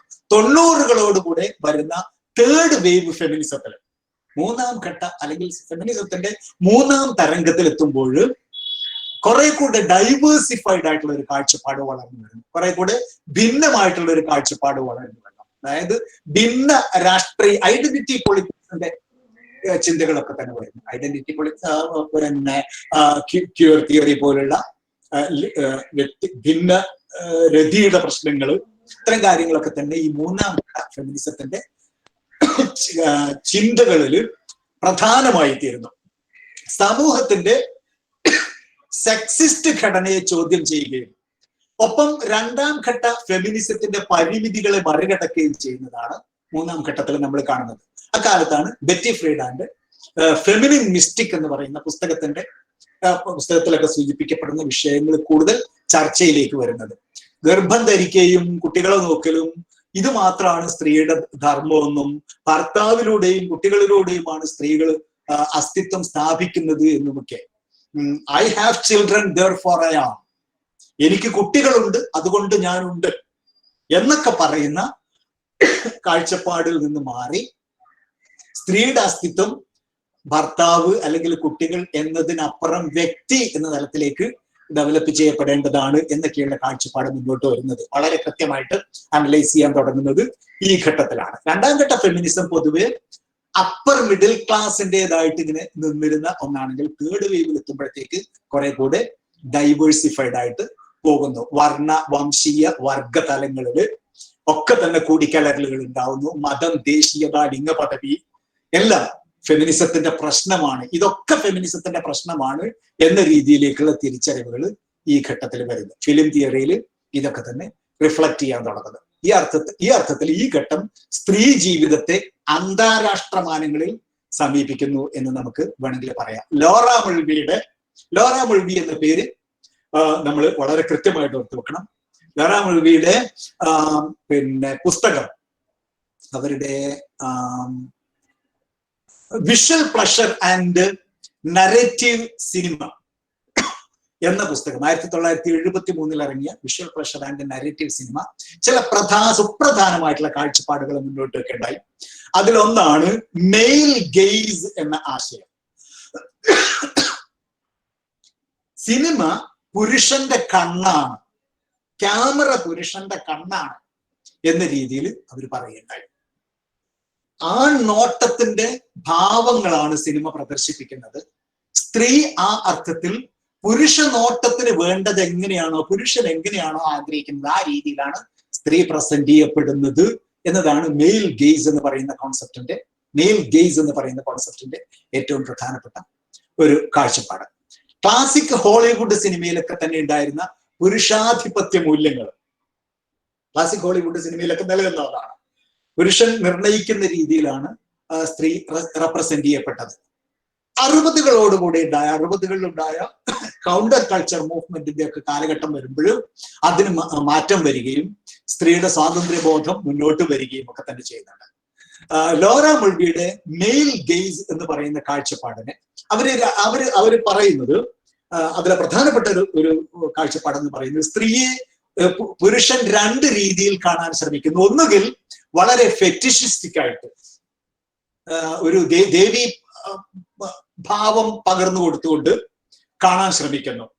What can be called the Madonna image. ഒരു മഡോണ ഇമേജ്, മഡോണ എന്ന് പറയുന്നത് നമുക്കറിയാം, ഒരു പുണ്യ എന്താണ്, ഒരു ദേവി സങ്കല്പത്തിലേക്ക് അങ്ങോട്ട് പൊലിപ്പിച്ചെടുക്കുക. ഒരു വശത്ത് അങ്ങനെ. അതല്ലെങ്കിൽ പുരുഷ കാമനകളുടെ സാധൂകരണത്തിന്, പുരുഷ കാമനകളുടെ ഫുൾഫിൽമെന്റിന് വേണ്ടിയിട്ടുള്ള വയറിസ്റ്റിക് രീതി, ഒളിനോട്ടത്തിന്റെ രീതി. അപ്പോ അവിടെ സ്ത്രീ ഉപഭോഗ വസ്തുവായിട്ട് മാറുന്നു. ഒന്നുകിൽ ഫെറ്റിഷിസ്റ്റിക് ആയിട്ട് മഡോണയെ പോലെ കാണുക, അതല്ലെങ്കിൽ ഒളിനോട്ടത്തിന്റെ രീതിയിൽ ഒരു പിന്നെ ഹോർ റെപ്രസെന്റേഷൻ, ഒരു ഉപഭോഗ വസ്തുവായിട്ട് കാണുക. This Madonna Hor dichotomy. ഇങ്ങനെ രണ്ട് രീതികളിലാണ് പുരുഷ നോട്ടത്തിൽ സ്ത്രീ പ്രതിനിധാനം ചെയ്യപ്പെടുന്നത് എന്ന് ലോറ മുൾവി നിരീക്ഷിക്കുന്നുണ്ട് അവരുടെ പുസ്തകത്തിൽ. അത് സെക്കൻഡ് വേവ് ഫെമിനിസത്തിന്റെ കുറിച്ചാണ് ഞാൻ നേരത്തെ പറഞ്ഞത്. Then male gaze, Madonna whore representation. ഒന്നുകിൽ ദേവി സങ്കല്പം, നമ്മുടെ ഇന്ത്യയിലൊക്കെ തന്നെ ഉള്ളത് തന്നെയാണ് അത്, അല്ലെങ്കിൽ വോയേറിസ്റ്റിക് സങ്കല്പം, അതായത് പുരുഷ കാമനയ്ക്ക് വേണ്ടിയിട്ടുള്ള, ഒളിനോട്ടത്തിന് വേണ്ടിയിട്ടുള്ള ഉപഭോഗ വസ്തു എന്ന രീതിയിൽ. ഇതിൽ നിന്ന് വ്യത്യസ്തമായി സ്ത്രീയെ വ്യക്തിയായി കാണുക, പ്രത്യേകമായിട്ട് അവളെ ദേവിയുമാക്കണ്ട, മറിച്ച് അവളെ പിന്നെ എന്താ പറയാ, ഉപഭോഗ വസ്തുവായിട്ട് കാണണ്ട എന്നുള്ള, സ്ത്രീയെ ഒരു വ്യക്തിയായിട്ട് കാണുക എന്നതാണ് അൾട്ടിമേറ്റ്ലി ഫെമിനിസം മുന്നോട്ട് വെക്കുന്ന ആശയം. നമ്മുടെ ഇന്ത്യൻ സിനിമയിലൊക്കെ തന്നെ നമുക്ക് കാണാവുന്നത് ഇതിന്റെ രണ്ടിനെയും ഒരു കാലഘട്ടത്തിൽ 60കളിലും 70കളിലും ഒരുപക്ഷെ 80കളിലും വരെ ഉണ്ടായിരുന്ന ഒരു ട്രെൻഡ് എന്ന് പറയുന്നത് ഈ രീതിയിൽ. ഒന്നുകിൽ നായികമാരെ വളരെ ഫെറ്റിഷിസ്റ്റിക് ആയിട്ടും പുരുഷ നോട്ടത്തിന് വേണ്ട വേറെ വിഭവങ്ങളൊക്കെ കൊടുക്കാൻ ആവശ്യമായിട്ടുള്ള കഥാപാത്രങ്ങളെ പറയാം. വാമ്പ് എന്ന് പറയുന്ന ക്യാരക്ടറിലൂടെ, വാമ്പ് എന്ന് പറഞ്ഞാൽ ഐറ്റം ഡാൻസ് പോലുള്ള സാധനങ്ങളൊക്കെ അവതരിപ്പിക്കുന്ന നടിമാരെ വേറെ. ഇങ്ങനെയുള്ള ഒരു രീതിയായിരുന്നു ഇന്ത്യൻ സിനിമയിലൊക്കെ തന്നെ ധാരാളമായിട്ടുണ്ടായിരുന്നു. 90കളോടുകൂടെ അതിന് മാറ്റം വരുന്നത് നമുക്ക് കാണാൻ പറ്റും. നായിക തന്നെ വാമ്പും കൂടെ ആയിട്ട് മാറുന്ന രീതിയിലേക്ക് 90കളോടുകൂടെ ഒക്കെ മാറുന്നത് നമുക്ക് കാണാൻ പറ്റും. നായികമാര് തന്നെ വളരെ എക്സ്പോസ്ഡ് ആയിട്ടൊക്കെ തന്നെ വരാൻ തുടങ്ങിയപ്പോൾ പഴയ നർത്തകി വേഷം കെട്ടിയിരുന്ന, ക്യാമറ ഡാൻസ് ഒക്കെ ചെയ്തിരുന്ന ആർട്ടിസ്റ്റുകളെ ആവശ്യമില്ലാത്ത രീതിയിലേക്ക് മാറി. അവിടെ മഡോണയും ഹോറും ഒന്നായി തീരുന്ന അവസ്ഥയിലേക്ക് മാറി. സോ ഇത്രയുമാണ് ഫെമിനിസ്റ്റിക് തിയറിയുടെ ബേസ് ആയിട്ട് നമുക്ക് കാണാനുള്ളത്. ഈ 3 തിയറികളെങ്കിലും ഏറ്റവും ചുരുങ്ങിയത് ഓട്ടോർ തിയറി, അതുപോലെ മാർക്സിസ്റ്റ് തിയറി, ഫെമിനിസ്റ്റിക് തിയറി. ഈ 3 തിയറികൾ നമ്മുടെ മനസ്സിൽ ഉണ്ടായിരിക്കണം പുതിയ നവസിനിമയെ കുറിച്ചും അതുപോലെ തന്നെ കണ്ടംപററി സിനിമയെ കുറിച്ചും നമ്മൾ ചിന്തിക്കാൻ തുടങ്ങുമ്പോൾ. അപ്പൊ ഇതിന്റെ ഒരു ബേസ് ആയിട്ട് ഇത്രയായിട്ട് നമ്മൾ പറഞ്ഞത്, ഒന്ന് ചുരുക്കി പറഞ്ഞാൽ, ഒന്ന് സമ്മപ്പ് ചെയ്താൽ ഇപ്പൊ എത്രയായിട്ട് നമ്മൾ പറഞ്ഞത് എന്താണ് ലോക സിനിമ എന്നതുകൊണ്ട് ഉദ്ദേശിക്കുന്നത് എന്ന് പറയാൻ നമ്മൾ ശ്രമിച്ചു. ഹോളിവുഡ്, മെയിൻ സ്ട്രീം ഹോളിവുഡ് എന്നതിൽ നിന്ന് വ്യത്യസ്തമായിട്ട് ഹോളിവുഡിന്റെ പളപളപ്പിനോട് സാമ്പത്തികമായിട്ട് മത്സരിക്കാൻ കഴിയാത്ത, എന്നാൽ കലയുടെ കഴിവ് കൊണ്ട് അതിന്റെ പരിമിതികളെ മറികടക്കാൻ കഴിയുന്ന തരത്തിൽ ലോകമെമ്പാടും വളർന്നു വന്ന, പ്രത്യേകിച്ച് ലോകയുദ്ധങ്ങളുടെയും ഫാസിസത്തിന്റെയും നാസിസത്തിന്റെയും ഒക്കെ കെടുതികൾ അനുഭവിക്കേണ്ടി വന്ന യൂറോപ്യൻ രാജ്യങ്ങളിൽ പ്രധാനമായിട്ട്, അതുകൂടാതെ പിന്നെ അതുപോലെ തന്നെ ശക്തമാണ്. ഒരുപക്ഷെ ആദ്യഘട്ടത്തിലെ സിനിമയെ കുറിച്ച് നമ്മൾ പറയുമ്പോൾ, ഒരുപക്ഷെ ഒരു 50കൾ വരെയുള്ള സിനിമയെ കുറിച്ച് നമ്മൾ പറയുമ്പോൾ നമ്മൾ പ്രധാനമായിട്ടും സംസാരിക്കുക യൂറോപ്യൻ സിനിമയെ കുറിച്ചാണ്.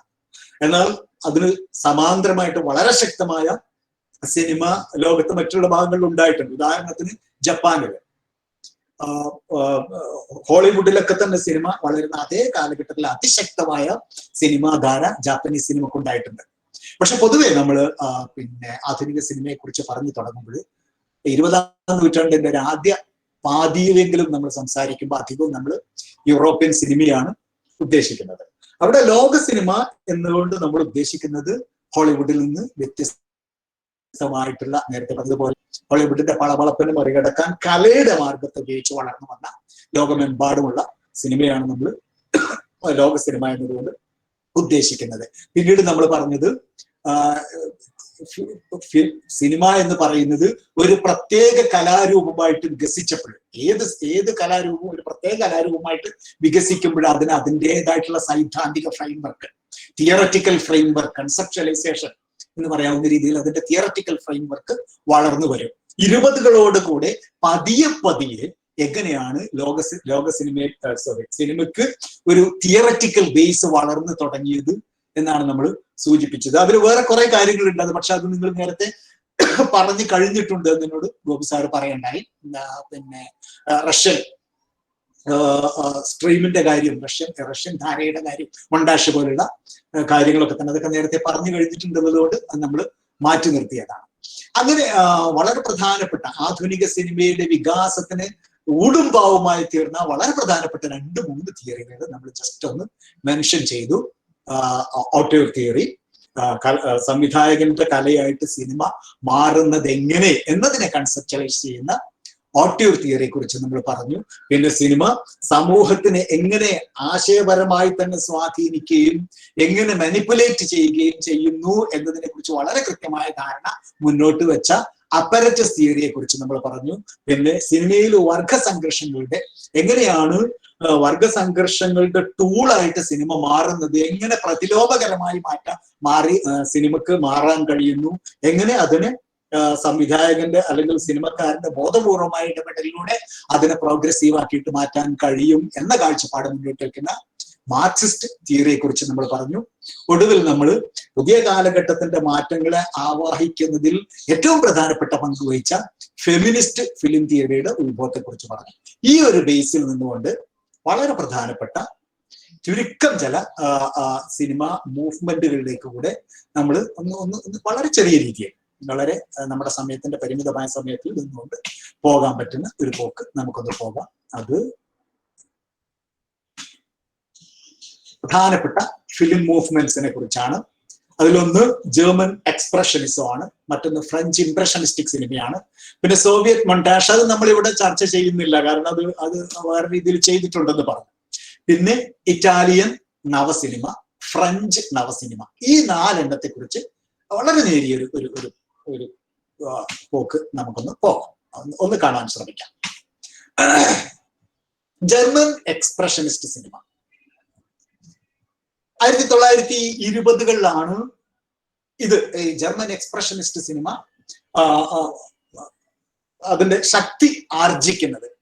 അതിന് ജർമ്മനിയുടെ വളരെ സംഘർഷഭരിതമായ ഒരു പശ്ചാത്തലമുണ്ട് ഈ സിനിമ, ഈ എക്സ്പ്രഷനിസ്റ്റ് സിനിമ രൂപമെടുക്കുന്നതിന്. അത്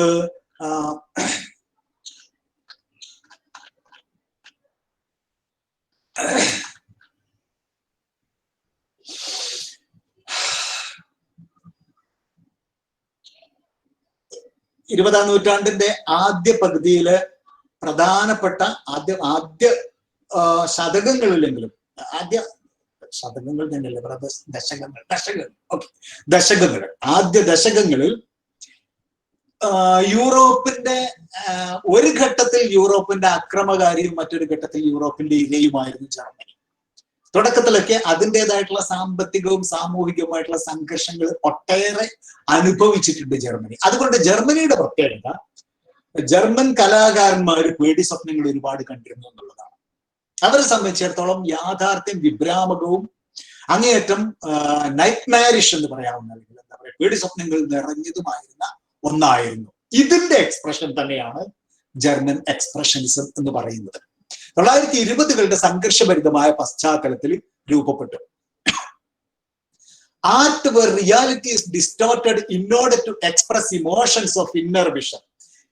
ഒരു എഡ്വേർഡ് മഞ്ചിന്റെ ഒരു ചിത്രമുണ്ട്, ഞാൻ ആ ചിത്രം ഒന്ന് ഇവിടെ കാണിക്കാം. അപ്പൊ അതിപ്പോ കാണിച്ചുകൊണ്ട് പറയുന്നു കുറച്ചുകൂടെ എളുപ്പമായിരിക്കും. ഇത് എഡ്വേർഡ് മഞ്ച് എന്ന ആർട്ടിസ്റ്റിന്റെ ഒരു എക്സ്പ്രഷനിസ്റ്റിക് പെയിന്റിംഗ് ആണ്. ഇവിടെ നമുക്ക് കാണാൻ പറ്റും, ഈ ചിത്രം കാണാൻ കഴിയുന്നുണ്ടാവും ഞാൻ വിചാരിക്കുന്നു. ഇവിടെ വളരെ ഡിസ്റ്റോർട്ടഡ് ആയിട്ടുള്ള ഒരു ഇമേജ് ആണ്. ആ ഫേസിന്റെ ഒക്കെ രൂപം അത് ഒരു ആർട്ടിസ്റ്റിന് മാത്രമേ അത് വിവരിക്കാൻ കഴിയുള്ളൂ. അതിന്റെ മുഖത്തുള്ള ഒരു ഭീകരതയുടെയും പേടി സ്വപ്നത്തിന്റെയും ഒക്കെ ഒരു അന്തരീക്ഷം പശ്ചാത്തലത്തിലും രൂപത്തിലും ഒക്കെ നമുക്ക് കാണാൻ പറ്റും. ഇത് എക്സ്പ്രഷനിസ്റ്റ് പിക്ചറിന്റെ ഒരു രൂപമാണത്, എക്സ്പ്രഷനിസ്റ്റ് പെയിന്റിങ്ങിന്റെ ഒരു രൂപമാണത്. അപ്പൊ എക്സ്പ്രഷനിസത്തിൽ ചെയ്യുന്നത് വിഷ്വൽ ഡിസ്റ്റോർഷൻ ആണ്. ദൃശ്യപരമായി അതിന് ഡിസ്റ്റോർട്ട് ചെയ്ത ഇമേജ് ആണ് നമുക്ക് കിട്ടുന്നത്. വളരെ ഈ ഡിസ്റ്റോർട്ടഡ് ഇമേജ് ഉപയോഗിച്ചുകൊണ്ട് കലുഷമായ മാനസികാവസ്ഥകളെയും കലുഷമായ സാമൂഹികാവസ്ഥകളെയും ചിത്രീകരിക്കുക എന്നതാണ് എക്സ്പ്രഷനിസത്തിന്റെ ഒരു രീതി. വളരെ ഹൈപ്പർ എക്സ്പ്രസീവ് ഫേസ് ആണ്, അങ്ങേയറ്റം എക്സ്പ്രസീവ് ആയിട്ടുള്ള ഒരു ഭാവം മുഖത്ത് കാണാൻ കഴിയുന്നുണ്ട്. വളരെ സട്ടിലായിട്ടുള്ള ഭാവം എന്നതിലേറെ നോക്കിയാൽ അറിയാം, സട്ടിലായിട്ടുള്ള ഭാവങ്ങളല്ല, സട്ടിലായിട്ടുള്ള ഭാവത്തിലേറെ സൂക്ഷ്മമായിട്ടുള്ള ഭാവത്തിലേറെ വളരെ പ്രകടമായിട്ടുള്ള ഭാവമാണ് ആ മുഖത്ത് കാണാൻ പറ്റുന്നത്. അപ്പൊ അവിടെ റിയാലിറ്റിയെ വളരെ ഡിസ്റ്റോർട്ടഡ് ആയ ഒരു രൂപത്തില്, ഹൈപ്പർ എക്സ്പ്രസീവ് ആയ രൂപത്തിൽ, വളരെ അങ്ങേയറ്റം പ്രകടന ഭാവ തീവ്രമായിട്ടുള്ള രൂപത്തിൽ അവതരിപ്പിക്കുന്ന രീതിയാണ് ജർമ്മൻ എക്സ്പ്രഷനിസം ഉപയോഗിച്ചു വന്നത്. ഇവ ഉപയോഗിച്ച് ആന്തരിക സംഘർഷങ്ങളെ ആവിഷ്കരിക്കാൻ വേണ്ടി ഡിസ്റ്റോർട്ടഡ് ഇമേജസിനെയും ഡിസ്റ്റോർട്ടഡ് വിഷ്വൽ ഇമേജസിനെയും വളരെ ഹൈപ്പർ എക്സ്പ്രസീവ് ആയിട്ടുള്ള ചിത്രങ്ങളെയും ഉപയോഗിക്കുന്ന രീതിയാണ് ജർമ്മൻ എക്സ്പ്രഷനിസത്തിന്റെ. സിനിമയിൽ എത്തുമ്പോൾ വളരെ എക്സ്പ്രസീവ് ആയിട്ടുള്ള പെർഫോമൻസസ് നമുക്ക് ഇത്തരം സിനിമകളിൽ കാണാൻ പറ്റും. ക്യാരക്ടേഴ്സ് ഒക്കെ തന്നെ ക്യാരക്ടേഴ്സിന്റെ മേക്കപ്പിലും രൂപത്തിലും ചലനത്തിലും ഒക്കെ തന്നെ ഇത്തരം ഡിസ്റ്റോർഷൻസും ഹൈപ്പർ എക്സ്പ്രഷൻസും നമുക്ക് കാണാൻ പറ്റും. ഉദാഹരണത്തിന് the cabinet of doctor Caligari എന്ന ചിത്രം, വളരെ പ്രസിദ്ധമായിട്ടുള്ള the cabinet of doctor Caligari, സംവിധായകന്റെ പേര് റോബർട്ട് വെയിനിന്റെ the cabinet of doctor Caligari, അതുപോലെ തന്നെ ഫ്രിറ്റ്സ് ലാങ്ങിന്റെ മെട്രോപോളിസ്, അതുപോലെ പോൾ ലെനിയുടെ വാക്സ് വർക്ക്, റോബർട്ട് മർണോയുടെ നോസ്ഫെറാത്തു തുടങ്ങിയതിലൊക്കെ തന്നെ റിയലിസ്റ്റിക് ആയിട്ടുള്ള ക്യാരക്ടേഴ്സോ സിറ്റുവേഷൻസോ അല്ല, ഹൈപ്പർ ഡിസ്റ്റോർട്ടഡ് ആയിട്ടുള്ള ക്യാരക്ടേഴ്സ്, വളരെ ഓവർലി മെയ്ഡപ്പ് ആയിട്ടുള്ള മുഖങ്ങള്, അവയൊക്കെ തന്നെ പലപ്പോഴും ഭീതി ജനിപ്പിക്കുന്നതായിട്ടുള്ള മുഖങ്ങൾ, ഇതൊക്കെ തന്നെ എക്സ്പ്രഷനിസ്റ്റ് ഫിലിം മേക്കിങ്ങിന്റെ ഒരു രീതിയാണ്. ആർക്കിടെക്ചറിലും പെയിന്റിങ്ങിലും ഒക്കെ തന്നെ ഉണ്ടായിരുന്ന രീതി കടമെടുക്കുകയാണ്, അല്ലെങ്കിൽ അത് ഉപയോഗിച്ചുകൊണ്ട് സിനിമയെ പ്രസന്റ് ചെയ്യുന്ന രീതിയാണ് ഇവിടെയൊക്കെ തന്നെ കാണാൻ പറ്റുന്നത്. ഇത് വളർന്നു വരുന്നതിന് ഒരു പശ്ചാത്തലമുണ്ട്. 1916 ഫോറിൻ ഫിലിംസ് നിരോധിച്ചുകൊണ്ട് എന്താ പറയാ ഒരു നിയമം നടപ്പിലാക്കപ്പെടുകയുണ്ടായി. അതോടുകൂടെ ഹോളിവുഡ് സിനിമകൾ എത്താതായി. ഹോളിവുഡ് ആയിരുന്നു അടക്കി ഭരിച്ചിരുന്നത് ലോകത്തെല്ലാം എമ്പാടുള്ള സിനിമകളിൽ. പക്ഷെ അന്ന് ഫോറിൻ ഫിലിംസ് ഇറക്കുമതി ചെയ്യുന്നതിന് തടസ്സം വന്നു തുടങ്ങിയപ്പോൾ പുതിയ സിനിമാ രീതികളിലേക്ക് മാറേണ്ടതായിട്ട് വന്നു. അങ്ങനെ പുതിയ എന്താ പറയുക നാട്ടിൽ തന്നെ ഉണ്ടാക്കുന്ന സിനിമകൾക്ക് മാർക്കറ്റുണ്ട്. പക്ഷെ ഈ സിനിമകൾക്ക് ഒരിക്കലും എന്ത് ചെയ്യാൻ കഴിയില്ലായിരുന്നു, ഹോളിവുഡിന്റെ രീതി അവലംബിക്കാനോ ഹോളിവുഡിനെ പോലത്തെ ലാർജ് സ്കെയിൽ സിനിമകൾ അവതരിപ്പിക്കാനോ അവർക്ക് കഴിയില്ലായിരുന്നു. അപ്പൊ അവർക്ക് തനതായിട്ടുള്ള മാർഗങ്ങൾ അവലംബിക്കേണ്ടതായിട്ട് വന്നു. അപ്പൊ മുമ്പിലുണ്ടായിരുന്ന മാതൃകകൾ എന്ന് പറയുന്നത് തിയേറ്ററാണ്. അപ്പൊ തിയേറ്ററിൽ നിന്നും ഒപ്പം ഈ പറഞ്ഞ പോലെ ആർക്കിടെക്ചർ, പെയിന്റിങ് തുടങ്ങിയവയിൽ നിന്നുമൊക്കെയുള്ള രീതികൾ ഉപയോഗിച്ചുകൊണ്ട് പുതിയ സിനിമ ആവിഷ്കാരങ്ങൾ നടത്താൻ തുടങ്ങി. ഞാൻ നേരത്തെ പറഞ്ഞതുപോലെ സോഷ്യോ പൊളിറ്റിക്കൽ സിറ്റുവേഷൻസ് വളരെ പ്രധാനമാണ് ജർമ്മൻ എക്സ്പ്രഷനിസത്തിന്റെ ഡെവലപ്മെന്റിൽ. നേരത്തെ സൂചിപ്പിച്ചതുപോലെ ജർമ്മനി കടന്നു പോകുന്നത് ഒട്ടും ശുഭകരമായിട്ടുള്ള ഒരു കാലത്തിലൂടെ ആയിരുന്നില്ല. ഓർക്കുക, ഒന്നാം ലോക മഹായുദ്ധത്തിന് ശേഷം ജർമ്മനി ഒരുപാട് തകർച്ചകൾ നേരിട്ടു. മുന്നോട്ട് പോകുന്നതാണെങ്കിൽ തൊട്ടു മുന്നിൽ ഒരു യുദ്ധമുണ്ട് എന്ന മട്ടിൽ തന്നെയാണ്. രണ്ടാം ലോക മഹായുദ്ധം സംഭവിക്കുമെന്ന് ജർമ്മൻ ജനതയ്ക്കാരെക്കുറെയൊക്കെ ബോധ്യം തന്നെയായിരുന്നു. കാരണം രാജ്യത്തിന്റെ പോക്ക രീതിയിലേക്കായിരുന്നു. ഒരു ഹിറ്റ്ലർ ഒരർത്ഥത്തിൽ ഒരു Hitler was not an accident, Hitler was a product. ആ സോഷ്യോ ഇക്കണോമിക് പ്രോസസ്സിന്റെ ഒരു പ്രോഡക്റ്റ് തന്നെയായിരുന്നു ഹിറ്റ്ലർ. അപ്പൊ അത്തരം ഒരു അവസ്ഥയിലേക്ക് പോകുന്നു എന്നറിയുന്ന ഒരു ജനതയുടെ ചകിതാവസ്ഥകളെ മുഴുവൻ റെപ്രസെന്റ് ചെയ്യാൻ തന്നെയാണ് ഇത്തരം ഒരു കലാരൂപം അവർ ആവിഷ്കരിച്ചത്. അപ്പോ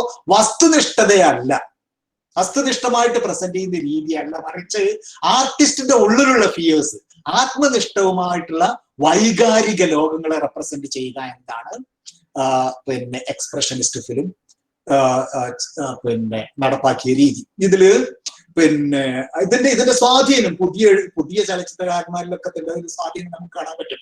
റിഡ്ലി സ്കോട്ടിന്റെ, ടിം ബേർട്ടന്റെ ഒക്കെ തന്നെ സിനിമകളിൽ നമുക്ക് കാണാൻ പറ്റും. പിന്നെ അതുകൂടാതെ ജർമ്മൻ എക്സ്പ്രഷനിസത്തിന്റെ സ്വാധീനം ഏറ്റവും കൂടുതൽ നമുക്ക് കാണാൻ പറ്റുന്നത് ഹൊറർ ജോണേ സിനിമകളിലാണ്.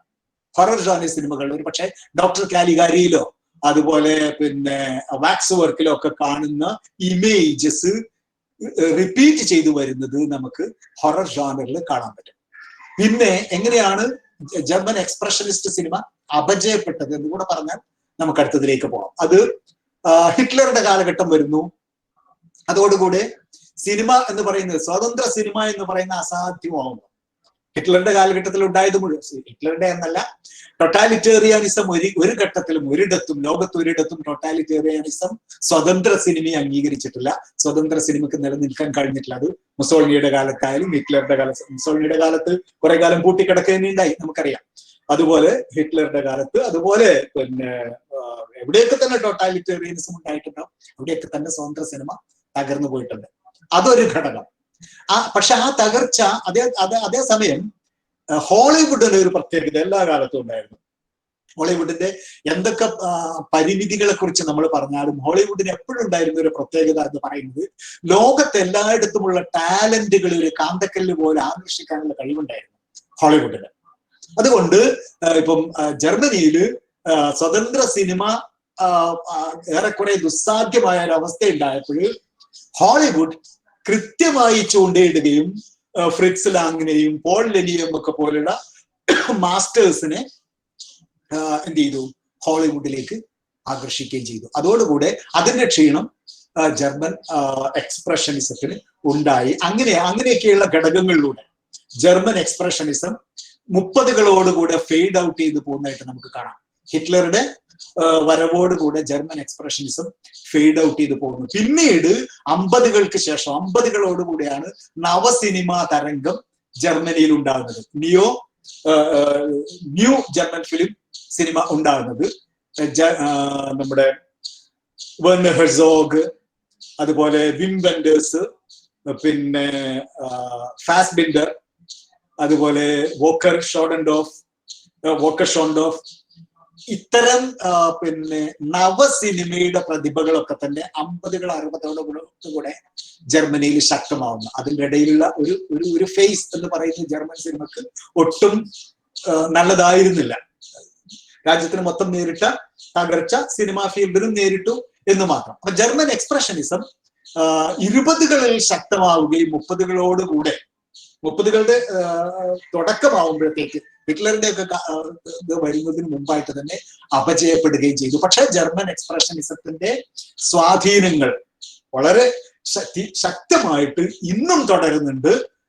വലിയ സംവിധായകര് അത് ഉപയോഗിക്കുന്നുണ്ട്. പിന്നെ ഏറ്റവും കൂടുതൽ നേരത്തെ പറഞ്ഞതുപോലെ ഈ പറഞ്ഞ ഹൊറർ ജോണയിൽ ഏറ്റവും ശക്തമായിട്ട് ജർമ്മൻ എക്സ്പ്രഷനിസത്തിന്റെ സ്വാധീനങ്ങൾ ഇപ്പോഴും നിലനിൽക്കുന്നുണ്ട്. ഓക്കെ,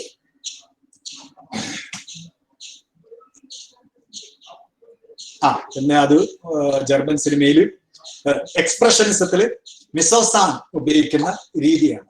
മിസോസാൻ എന്ന് പറഞ്ഞാൽ നിങ്ങൾക്ക് അറിയാമെന്ന് ഞാൻ വിചാരിക്കുകയാണ്. എന്താ പറയാ, സ്റ്റേജ് പ്രോപ്സും സ്റ്റേജിലുള്ള എല്ലാ അറേഞ്ച്മെന്റ്സും എല്ലാത്തിന്റെയും സംഘാതത്തെയാണ്, ആർട്ടിസ്റ്റുകളും എല്ലാം കോസ്റ്റ്യൂമും എല്ലാം ഉൾപ്പെടുന്ന ആ സംഘാതത്തെ വളരെ ലൂസായിട്ട് നമുക്ക് മിസോസാൻ എന്ന് പറയാം. പക്ഷെ അത് വളരെ വളരെ മോശമായൊരു ഡെഫിനിഷനാണ്. കാരണം മിസോസാനെ കുറിച്ചുള്ള ഒരു നല്ല ഡെഫിനിഷൻ കണ്ടിട്ടുള്ളത് that undefinable thing that marks the essence of a film എന്നാണ്. ഒരു സിനിമയുടെ പിന്നെ എസൻസ് എന്താണെന്ന് എസൻസ് എന്താണോ നിർവചിക്കാൻ കഴിയാത്ത ആ എസൻസിനെയാണ് മെസോസാൻ എന്ന് പറയാന്ന് ഒരു നിർവചനം കണ്ടിട്ടുണ്ട്. എന്തായാലും ജർമ്മൻ എക്സ്പ്രഷനിസത്തിന്റെ ഭാഗമായിട്ട് കിട്ടിയ ഒരു ലെഗസി ഈ മെസോസാനിന്റെ ഉപയോഗത്തിൻ്റെതാണ്. മെസോസാൻ അതിന്റെ സ്പെല്ലിംഗ് ഒന്ന് ശ്രദ്ധിക്കുന്നത് നന്നായിരിക്കും. നിങ്ങൾക്ക് അറിയാമെന്ന് ഞാൻ വിചാരിക്കുന്നു. MISEENSCENE എന്നാണ് അത് എഴുതുക, പക്ഷെ മെസോസാൻ എന്നാണ് അതിന്റെ പ്രൊനൗൺസിയേഷൻ. അപ്പൊ ജർമ്മൻ എക്സ്പ്രഷനിസത്തിന്റെ തകർച്ച, അതേ തുടർന്ന് പിന്നീട് കുറച്ചു കാലത്തേക്കുള്ള ഒരു അതിന് ഒരു ഡോർമെന്റ് ആയിട്ടുള്ള അവസ്ഥ. അതിനുശേഷം പിന്നീട് ജർമ്മൻ നവസിനിമ നമുക്കിപ്പോൾ അറിയാവുന്ന പോലെ ഹെർസോഗിലും വിം വെൻഡേഴ്സിലും വോക്കർ ഷോണ്ടോഫിലും ഒക്കെ തന്നെ ശക്തമായിട്ടുള്ള, പിന്നെ റൈനർ ബേർണർ, ഫാസ്ബിൻഡർ, അവരിലൊക്കെ തന്നെ ശക്തമായിട്ടുള്ള ജർമ്മൻ നവസിനിമ. ഇനി നമുക്ക് ഡിസ്കസ് ചെയ്യേണ്ട മറ്റൊരു പ്രധാന ഘടകം എന്ന് പറയുന്നത് ഫ്രഞ്ച് ഇംപ്രഷനിസ്റ്റിക് സിനിമയാണ്. ന്യൂ വേവ് അല്ല, ആ പദം പ്രത്യേകം ശ്രദ്ധിക്കണം. ഫ്രഞ്ച് ഇംപ്രഷനിസ്റ്റ് സിനിമ എന്ന് പറയുമ്പോൾ അത് ഫ്രഞ്ച് ന്യൂ വേവ് അല്ല, പക്ഷെ ഫ്രഞ്ച് ന്യൂ വേവ് ഒക്കെ അതിൽ നിന്ന് ഒരുപാട് സ്വീകരിച്ചിട്ടുണ്ട്. ഫ്രഞ്ച് ഇംപ്രഷനിസ്റ്റ് സിനിമ എന്ന് പറയുന്നത് 20കളിൽ ശക്തമായ ഒരു പിന്നെ മൂവ്മെന്റ് ആണ്. അത് referred to as the first avant-garde or narrative avant-garde ഇൻ ഫ്രഞ്ച് സിനിമ. ഫ്രഞ്ച് സിനിമയിലെ ആദ്യത്തെ ഒരു പുതുതരംഗം, പുതുമക്ക് വേണ്ടിയുള്ള അന്വേഷണമായിട്ട് വന്നതായിരുന്നു ഫ്രഞ്ച് ഇംപ്രഷനിസം. ഒരുപാട് ഒരു ഗ്രൂപ്പ് ഓഫ് ഫിലിം മേക്കേഴ്സ്, 20കളിൽ വന്നൊരു ഗ്രൂപ്പ് ഓഫ് ഫിലിം മേക്കേഴ്സിന്റെ ഒരു കോൺട്രിബ്യൂഷൻ ആയിരുന്നു. അക്കാദമിക ചർച്ചകളിലൂടെയാണ് ഈ ഫ്രഞ്ച് ഇംപ്രഷനിസം ആരംഭിച്ചത് എന്നൊരു പ്രത്യേകത കൂടെയുണ്ട്. സാധാരണഗതിയിൽ അത് ഫ്രാൻസിൽ നിന്ന് വന്ന 2 പ്രസ്ഥാനങ്ങളുടെ കാര്യത്തിലും അത് ശരിയാണ്. പിന്നെ ഫ്രഞ്ച് ഇംപ്രഷനിസം ആയാലും ശരി, ഫ്രഞ്ച് ന്യൂ വേവ് ആയാലും ശരി, രണ്ടും അക്കാദമിക സംവാദവുമായിട്ട് അങ്ങേയറ്റം ബന്ധപ്പെട്ടതാണ്. എന്ന് പറഞ്ഞാല് ക്രിട്ടിക്സ് ആയിരുന്നു ഈ സംവിധായകരിൽ പലരും. തിയറൈസിങ് ചെയ്തവരാണ്, സിനിമയെ കുറിച്ച് തിയറൈസിങ് ചെയ്തവരായിരുന്നു. സാധാരണഗതിയിൽ നമുക്കറിയാം, ഏതൊരു കലാരൂപവും ആദ്യം കലാരൂപം ഉണ്ടാവുകയും പിന്നീട് അതേക്കുറിച്ച് തിയറൈസ് ചെയ്യുകയാണ് ചെയ്യുന്നത്. സിനിമയുടെ കാര്യത്തിൽ അത് ശരി തന്നെയാണ്. മൂവ്മെന്റ്സും പലപ്പോഴും അങ്ങനെയാണ് ഉണ്ടാകുന്നത്. അല്ലാതെ ആദ്യം തന്നെ തിയറി ഒക്കെ ഫോം ചെയ്ത് കുറെ പേര് ഒരുമിച്ചിരുന്ന് ഇതാ നമുക്കെല്ലാം കൂടി ഇങ്ങനെ ഒരു പ്രസ്ഥാനം തുടങ്ങിക്കളയാം എന്ന് പറഞ്ഞ് പ്രസ്ഥാനം തുടങ്ങാറല്ല പതിവ്. ഒരു കാലഘട്ടത്തിന്റെ ആവശ്യത്തിനനുസരിച്ചുള്ള ചില കലാരൂപങ്ങളും ചില രീതികളും കുറെ കലാകാരന്മാർ അവലംബിച്ച് തുടങ്ങുന്നു. പിന്നീട് അവരുടെയൊക്കെ തന്നെ സൃഷ്ടികളിൽ പൊതുവായി കാണാവുന്ന ഘടകങ്ങളെ വിമർശകർ ചൂണ്ടിക്കാണിക്കുകയും അവയെല്ലാം തിയറൈസ് ചെയ്തുകൊണ്ട് ഒരു പ്രസ്ഥാനത്തിൻ്റെതായിട്ടുള്ള ചട്ടക്കൂട് രൂപപ്പെടുത്തി. ഇങ്ങനെയൊക്കെയാണ് സാധാരണഗതിയിൽ സംഭവിക്കുക. പക്ഷെ ഇവിടെ ഫ്രാൻസിലെ ഈ സിനിമയുമായിട്ട് ബന്ധപ്പെട്ട ഫ്രഞ്ച് സിനിമയുമായിട്ട് ബന്ധപ്പെട്ട ഫ്രാൻസിൽ സംഭവിച്ച 2 പിന്നെ പ്രസ്ഥാനങ്ങളിലും ഇതിന്റെ ഒരു റിവേഴ്സ് ഓർഡർ കാണാൻ പറ്റും. ഫ്രഞ്ച് ഇംപ്രഷനിസത്തിലായാലും ശരി, ഫ്രഞ്ച് ന്യൂ വേവിലായാലും ശരി, 2ഇടത്തും വിമർശകർ തന്നെയായ ചലച്ചിത്രകാരന്മാരെ അവര് രൂപപ്പെടുത്തിയ ചില കാഴ്ചപ്പാടുകളെ ബേസ് ചെയ്തുകൊണ്ടുള്ള സിനിമകൾ കോൺഷ്യസ് ആയി തന്നെ സൃഷ്ടിക്കുന്ന അവസ്ഥ ഉണ്ടാകുന്നത് നമുക്ക് കാണാൻ പറ്റും. ഫ്രഞ്ച് ഇംപ്രഷനിസ്റ്റ് സിനിമ അതിന് the first avant-garde or narrative avant-garde എന്ന് വിളിക്കാറുണ്ട്. It is applied to a group of French films and film makers of the 1920 എന്ന് പറയുന്നു. ഇവിടെ പിന്നെ പ്രധാനപ്പെട്ട അതിൽ ആ ഗ്രൂപ്പിൽ വരുന്ന കുറച്ച് പ്രധാനപ്പെട്ട സംവിധായകരെ കുറിച്ച് ഇവിടെ പറയുന്നുണ്ട്. Abel Gance, Jean Epstein, Germaine Dulac, Marcel Herbier, Louis Delluc, Jean Renoir. Jean Renoir ഏറ്റവും പ്രസിദ്ധനാണ് ഒരു പക്ഷേ ആ കൂട്ടത്തില്.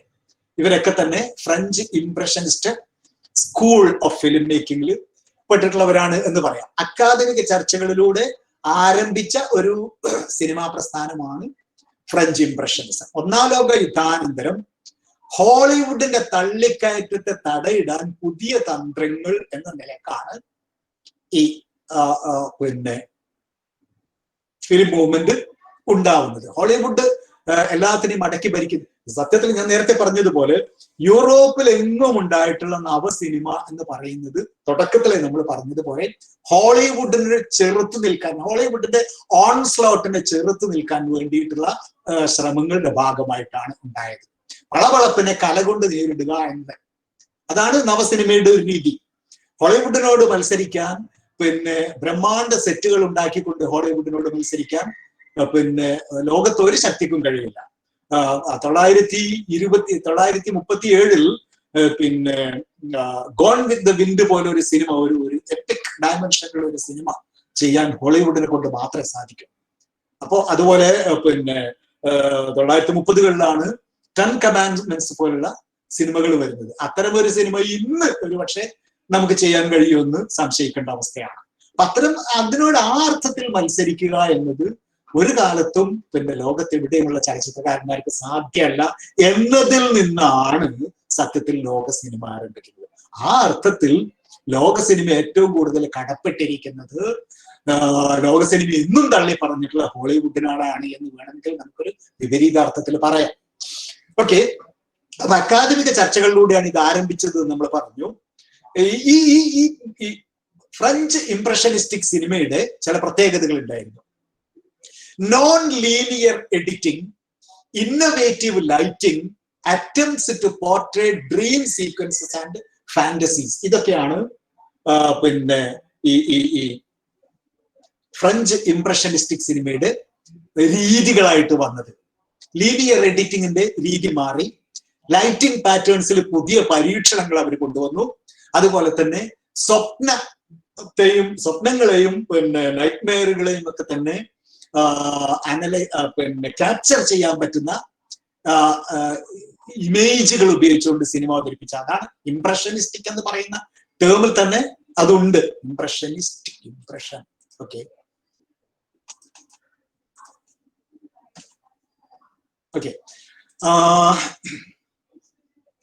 ഇത്തരം ചില ഫാന്റസീസിനെയും അതുപോലെ ഡ്രീം സീക്വൻസിനെയും ഒക്കെ തന്നെ സിനിമയിലേക്ക് കൊണ്ടുവരിക എന്ന രീതി ഫ്രഞ്ച് ഇംപ്രഷനിസ്റ്റുകൾ തുടങ്ങി വെക്കുന്നു. ഇതൊക്കെ ഉപയോഗിച്ചുകൊണ്ട് മുഖ്യ കഥാപാത്രത്തിന്റെ വീക്ഷണകോണിലൂടെ കഥ പറയുന്ന ശൈലി. ഒരു പക്ഷേ ഇത് മനസ്സിലാക്കിയെടുക്കാൻ ഹോളിവുഡിനെ തന്നെയാണ് നമുക്ക് ആശ്രയിക്കാൻ പറ്റുക. ഹോളിവുഡ് എന്നും വലിയ കഥകൾ പറയുകയായിരുന്നു, പനോരമിക് ആയിട്ടുള്ള കഥകൾ പറയുകയായിരുന്നു. പ്ലോട്ടാണ് അവിടെ എല്ലാം നിശ്ചയിച്ചത്.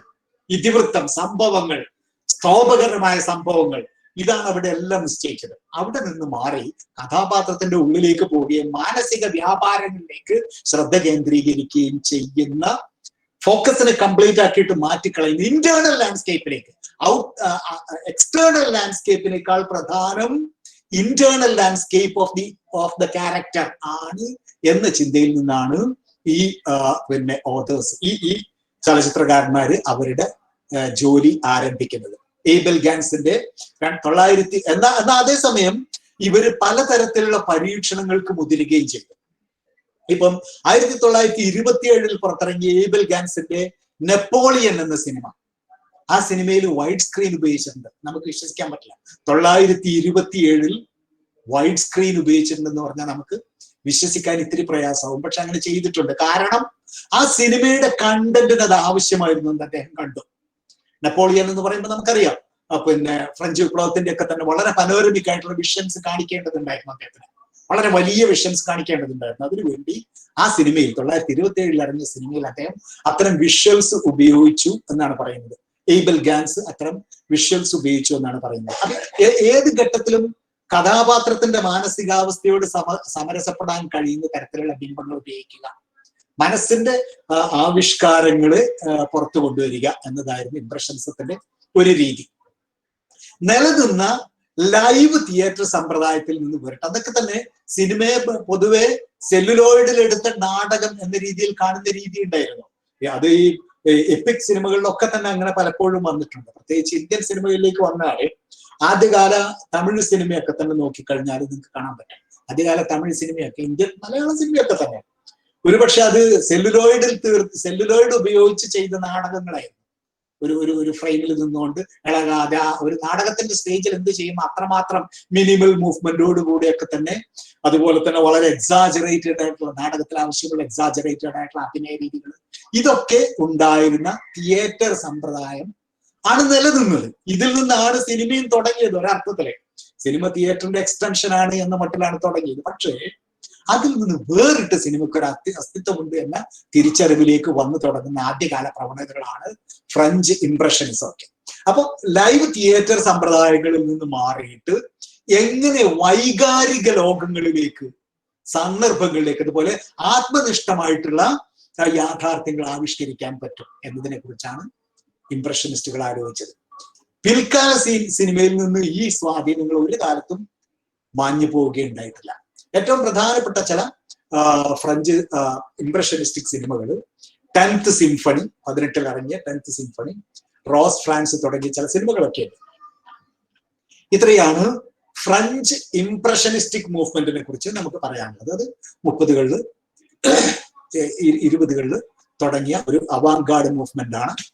ദെൻ സോവിയറ്റ് മൊണ്ടാഷ് നമ്മൾ ചർച്ച ചെയ്യേണ്ടതിൽ അത് ചെയ്തു കഴിഞ്ഞു എന്നാണ് എനിക്കറിയാൻ കഴിഞ്ഞിട്ടുള്ളത്. ഇനി നമ്മൾ ഫ്രഞ്ച് ന്യൂ വേവ്, അതിനു മുമ്പ് നമുക്ക് നോക്കേണ്ട ഒരു ഘടകമുണ്ട്. അത് ഒരു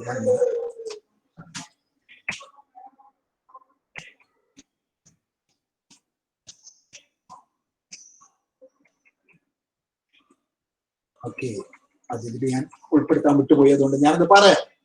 അത് ഇതിലെ സ്ലൈഡിൽ ഞാൻ ഉൾപ്പെടുത്താൻ വിട്ടുപോയി, അതുകൊണ്ട് ഞാനത് പറയാം. അത് പറഞ്ഞേ പറ്റൂ. അത് ഇറ്റാലിയൻ ന്യൂ വേവിനെ കുറിച്ചാണ്. സോറി, ഞാനത് ഇവിടെ ഇതിൽ ചെയ്യാൻ വിട്ടുപോയി, അതുകൊണ്ട് ഞാനത് അവതരിപ്പിക്കാം. ഇറ്റാലിയൻ ന്യൂ വേവ് എന്ന് പറയുന്നത് ഫ്രഞ്ച് ന്യൂ വേവിന് മുമ്പ് വന്ന ഒരു പ്രസ്ഥാനമാണ്. അത് നോക്കിക്കണ്ടത് എങ്ങനെ ജീവിതത്തെ സത്യസന്ധമായി ആവിഷ്കരിക്കാം എന്നതായിരുന്നു ഇറ്റാലിയൻ ന്യൂ വേവിന്റെ മാസ്റ്റേഴ്സ് നേരിട്ട ചോദ്യം.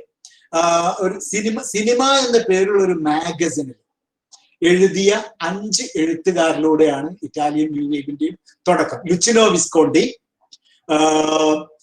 Gianni പുച്ചീനി, സെസാരെ സവറ്റീനി, യുസെപ്പി സാന്റിസ്, petro ഇൻഗ്രാവോ. പേരുകൾ അത്ര പ്രധാനമല്ല. അതിൽ ലുച്ചിനോ വിസ്കോണ്ടിയുടെ പേര് മാത്രമേ നമ്മളെ സംബന്ധിച്ചിടത്തോളം പ്രധാനമാവുന്നുള്ളൂ. കാരണം അദ്ദേഹം മാത്രമേ പിൽക്കാല സിനിമയുടെ കാര്യത്തിൽ ചരിത്രം പറയുമ്പോൾ നമുക്ക് പ്രധാനമായിട്ട് വരുന്നുള്ളൂ. 5 പേര് തുടങ്ങിയ ഒരു ഒരു ഒരു പിന്നെ തിയററ്റിക്കൽ ഫ്രെയിം വർക്കിലാണ് ഇറ്റാലിയൻ ന്യൂറിസം വരുന്നത്. സമൂഹത്തിന് നേരെ പിടിച്ച കണ്ണാടിയാവണം സിനിമ എന്നുള്ള ഒരു കാഴ്ചപ്പാട് ഇതിന്റെ ബേസാണ്. ഇത് 2ാം ലോക യുദ്ധാനന്തര യഥാർത്ഥ ജീവിതത്തെ ചിത്രീകരിക്കുക എന്നൊരു കാഴ്ചപ്പാടിലാണ് ഇത് തുടങ്ങുന്നത്, ഇറ്റാലിയൻ ന്യൂ വേവ് തുടങ്ങുന്നത്. ഇതിന്റെ ഒരു പശ്ചാത്തലം മുസോളിനി, അതുപോലെ തന്നെ ഇറ്റാലിയൻ ഫാസിസത്തിന്റെ ഉയർച്ച, ഇതൊക്കെയായിട്ട് ഇറ്റാലിയൻ സിനിമ തീർത്തും തകർന്നു പോയി. ഇറ്റാലിയൻ സിനിമ തകർന്നു പോവുകയും സ്റ്റുഡിയോ സിനിസിറ്റ ഫിലിം സ്റ്റുഡിയോസ്, അവിടെയാണ് ഇറ്റാലിയൻ സിനിമ പ്രധാനമായിട്ട് കേന്ദ്രീകരിച്ചത്. ഇത് അലൈഡ് ബോംബിങ്ങിൽ തകർന്നുപോയി. അതുപോലെ സിനിമ വ്യവസായം മൊത്തം ഏകദേശം തകർന്ന് തരിപ്പണമാവുന്ന ഒരവസ്ഥയെത്തി. ഇത്തരം ഒരവസ്ഥയിൽ അതേസമയം ഇതങ്ങനെ ആയിരിക്കെ തന്നെ മറ്റൊരു ഡെവലപ്മെന്റ് അതിനോട് സമാന്തരമായിട്ട് സംഭവിക്കുന്ന ഒരു സാമൂഹിക വികാസം എന്ന് പറയുന്നത് ഈ പിന്നെ മുസോളിനിയുടെ ഉയർച്ചയും അതുപോലുള്ള ഘടകങ്ങളും ഒക്കെ ആയിട്ട് രാജ്യം നേരിട്ട വൻ സാമ്പത്തിക തകർച്ചയുടെയും ജീവിത തകർച്ചയുടെയും പശ്ചാത്തലത്തിൽ ഈ മനുഷ്യന്മാർക്ക് ഹോളിവുഡിന്റെ സ്വപ്ന വ്യാപാരത്തോട് പൊരുത്തപ്പെടാൻ പറ്റിയില്ല. പ്രേക്ഷകർക്ക് ഹോളിവുഡിന്റെ സ്വപ്ന വ്യാപാരത്തോട് പൊരുത്തപ്പെടാൻ പറ്റിയില്ല. അതുകൊണ്ട് വേറൊരു തരം സിനിമ പ്രേക്ഷകരും ആഗ്രഹിക്കുന്ന ഒരു അവസ്ഥയുണ്ടായി. അതുകൊണ്ട് ഹോളിവുഡിന്റെ വികലമായിട്ടുള്ള അനുകരണങ്ങൾ, ഇവിടെ തന്നെ ഇറ്റലിയിൽ തന്നെ ഉണ്ടായിരുന്ന ഒരു വികലമായിട്ടുള്ള അനുകരണങ്ങളുടെ ഒരു രീതി ഉണ്ടായിരുന്നു. ആ സിനിമാ സമ്പ്രദായത്തിന് ടെലഫോണി ബിയാഞ്ചി ഫ്ലിക്സ് എന്നൊരു പേരുണ്ട്. ടെലഫോണി ബിയാഞ്ചി ഫ്ലിക്സ് എന്നൊരു പേരുണ്ട്. അതായത് ഹോളിവുഡിനെ തന്നെ അനുകരിച്ചുകൊണ്ടുള്ള കോമഡികളായിരുന്നു അത്. പക്ഷെ ഇത് ജീവിതവുമായിട്ട് ഒരു ബന്ധവുമില്ലാത്ത മടുപ്പുളവാക്കുന്ന ആവർത്തനങ്ങൾ നിറഞ്ഞ സിനിമകളായിരുന്നു. ഇതിൽ നിന്നുള്ള ഒരു മോചനം പിന്നെ ഇറ്റാലിയൻ പ്രേക്ഷകരും ആഗ്രഹിച്ചിരിക്കുന്ന ഒരു ഘട്ടമായിരുന്നു. അതേസമയം സാമ്പത്തികമായിട്ടുള്ള സമ്പൂർണമായിട്ടുള്ള തകർച്ച ഹോളിവുഡ് മോഡലുകളെ പിൻപറ്റാൻ പറ്റുന്ന അവസ്ഥയിൽ നിന്ന് സംവിധായകരെ തീർത്തും മാറ്റിക്കൊണ്ടുപോവുകയും ചെയ്തു. അതിനൊക്കെ ബദലായിട്ട് അവർ കണ്ടെത്തിയതായിരുന്നു പുതിയ കഥ പറച്ചൽ രീതി.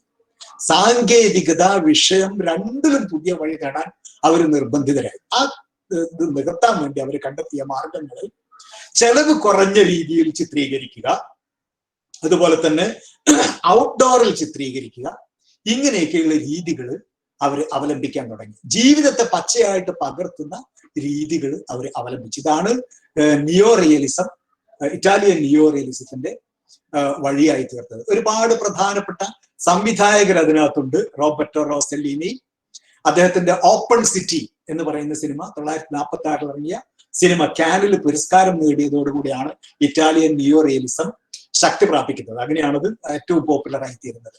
പിന്നീട് വേറെ പല സംവിധായകരും അതിൽ വളരെ പ്രധാനപ്പെട്ട പങ്ക് വഹിക്കുകയുണ്ടായി. നേരത്തെ പറഞ്ഞതുപോലെ വിസ്കോണ്ടി, പിന്നെ വിക്ടോറിയോ ഡിസിക്ക, ഫെല്ലിനി, മൈക്കലാഞ്ചലോ അന്റോണിയോനി, റോബർട്ടോ റോസെല്ലിനി, ഇവരൊക്കെ തന്നെ അതിൽ വലിയ പങ്ക് വഹിച്ചവരാണ്. അതുപോലെ പിന്നെ മാർക്സിസവും ക്രിസ്ത്യാനിറ്റിയും അനാർക്കിസവും റബല്യനും എല്ലാം കൂടെ കൂട്ടിക്കുഴച്ച് ജീവിച്ച ജീവിതം തന്നെ ഒരു തരം കലയും റബല്യനും ഒക്കെ ആക്കി മാറ്റിയ പസോലിനി, ഇവരൊക്കെ തന്നെ നിർമ്മിച്ചെടുത്തതായിരുന്നു ഇറ്റാലിയൻ നവസിനിമ. പക്ഷെ ഇറ്റാലിയൻ നവസിനിമയും മറ്റേതൊരു പ്രസ്ഥാനവും പോലെ അൽപായുസായിരുന്നു. അതിന് ഒരുപാട് ഘടകങ്ങൾ ഉണ്ടായിരുന്നു. ഒന്ന്, യുദ്ധം അവസാനിച്ചപ്പോൾ തുറന്നു കിട്ടിയ യുദ്ധം അവസാനിച്ചപ്പോഴത്തേക്ക് പുറത്തു നിന്നുള്ള സിനിമകൾ വരാൻ തുടങ്ങി. പിന്നെ ഇവരുടെ സിനിമകൾ തന്നെ ആളുകൾക്ക് കണ്ട് മടുക്കുന്ന ഒരു അന്തരീക്ഷം ഉണ്ടായി. കാരണം കുറെ കൂടെ സാമ്പത്തികമായ ഒരു നല്ല അവസ്ഥയിലേക്ക് രാജ്യം പോവാൻ തുടങ്ങിയതോടുകൂടെ നിയോ റിയലിസ്റ്റുകൾ ചിത്രീകരിച്ചു വെച്ച ദാരിദ്ര്യ ചിത്രീകരണങ്ങൾ ഒരു തരം എന്താ പറയാ, washing one's own dirty linen in the public എന്നുള്ള രീതിയിൽ ആളുകൾക്ക് തോന്നാൻ തുടങ്ങി. തങ്ങളുടെ ദാരിദ്ര്യത്തെ വീണ്ടും വീണ്ടും കണ്ടുകൊണ്ടിരിക്കേണ്ട, പഴയ ദാരിദ്ര്യത്തെ വീണ്ടും വീണ്ടും കണ്ടുകൊണ്ടിരിക്കേണ്ടതില്ല എന്നൊരു രീതിയിലേക്ക് ആളുകൾ മാറി തുടങ്ങി. അതുപോലെ തന്നെ യൂറോപ്പിൽ ആകമാനം വെൽഫെയർ സ്റ്റേറ്റിനെ കുറിച്ചുള്ള കോൺസെപ്റ്റുകൾ വന്നു തുടങ്ങി. ഇതിന്റെയൊക്കെ ഭാഗമായിട്ട് നവസിനിമ പ്രസ്ഥാനം ഉണ്ടാക്കിയെടുത്ത തരം സിനിമകൾ അപ്രസക്തമായി തുടങ്ങി.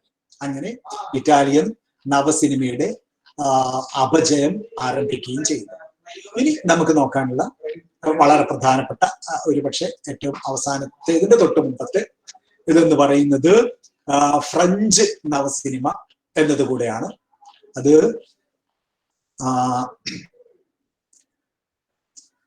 നേരത്തെ ഞാൻ പറഞ്ഞതുപോലെ കുറച്ച് ക്രിട്ടിക്കുകൾ തന്നെയാണ് അതിന്റെ പുറകിൽ ഉണ്ടായിട്ടുള്ളത്. ഫ്രഞ്ച് നവസിനിമയുടെ French new wave or French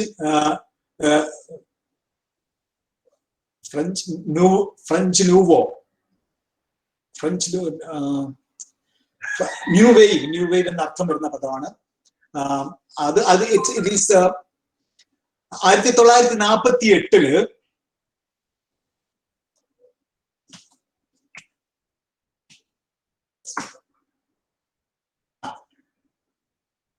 അതിന്റെ പേര് നുവേലോ വോക്ക് എന്നാണ്.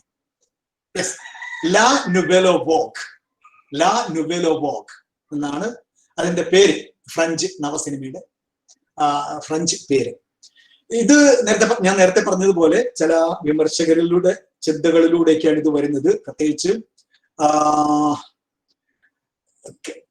കാഷ്യർ ദു സിനിമ എന്ന പേരിൽ ഒരു ജേണൽ പ്രസിദ്ധീകരിച്ചിരുന്നു. ആ ജേണലിൽ എഴുതിയിരുന്ന authors François Truffaut, Jean Luc Godard, Jacques Rivette, Claude Chabrol, Eric Rohmer തുടങ്ങിയ പിന്നെ വിമർശകർ കൂടെ ആയിട്ടുള്ള സംവിധായകർ, ഇവരിലൂടെയാണ് ഫ്രഞ്ച് നവസിനിമ രൂപപ്പെട്ടു വരുന്നത്.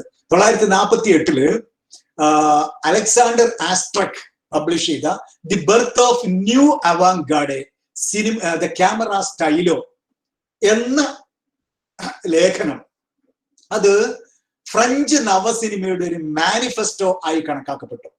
അതിൽ ഫ്രഞ്ച് നവസിനിമയുടെ പ്രത്യേകതകളായിട്ട് കാണാൻ കഴിയുന്ന അതിന് ചില പ്രത്യേക ട്രെൻഡുകൾ ഫ്രഞ്ച് നവസിനിമ വികസിപ്പിക്കുകയുണ്ടായി. അത് പിൽക്കാല സിനിമയുടെ പ്രധാനപ്പെട്ട പിന്നെ ഇമ്പലിംഗ് പവേഴ്സ്, ഊർജ ശക്തികളായിട്ട് മാറുകയും ചെയ്തു.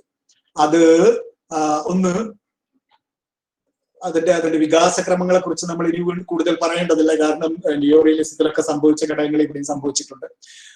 ഫ്രഞ്ച് നവസിനിമ ലോക സിനിമക്ക് കൊടുത്തത് എന്ത് എന്ന് നമുക്കൊന്ന് ചുരുട്ടിക്കെട്ടേണ്ട ആവശ്യം കൂടി ഉണ്ട് എന്ന് തോന്നുന്നു. ഫ്രഞ്ച് നവസിനിമ ലോക സിനിമയ്ക്ക് എന്ത് കൊടുത്തു എന്ന് മാത്രം ഒന്ന് അറിഞ്ഞു നോക്കാം. അതൊന്ന്, സിനിമ എന്ന് പറയുന്നത് പ്ലോട്ട് ഡ്രിവൺ ആണ് എന്ന കാഴ്ചപ്പാടിൽ നിന്ന് മാറ്റമുണ്ടാകുന്നതാണ് ഏറ്റവും പ്രധാനപ്പെട്ട കാര്യം.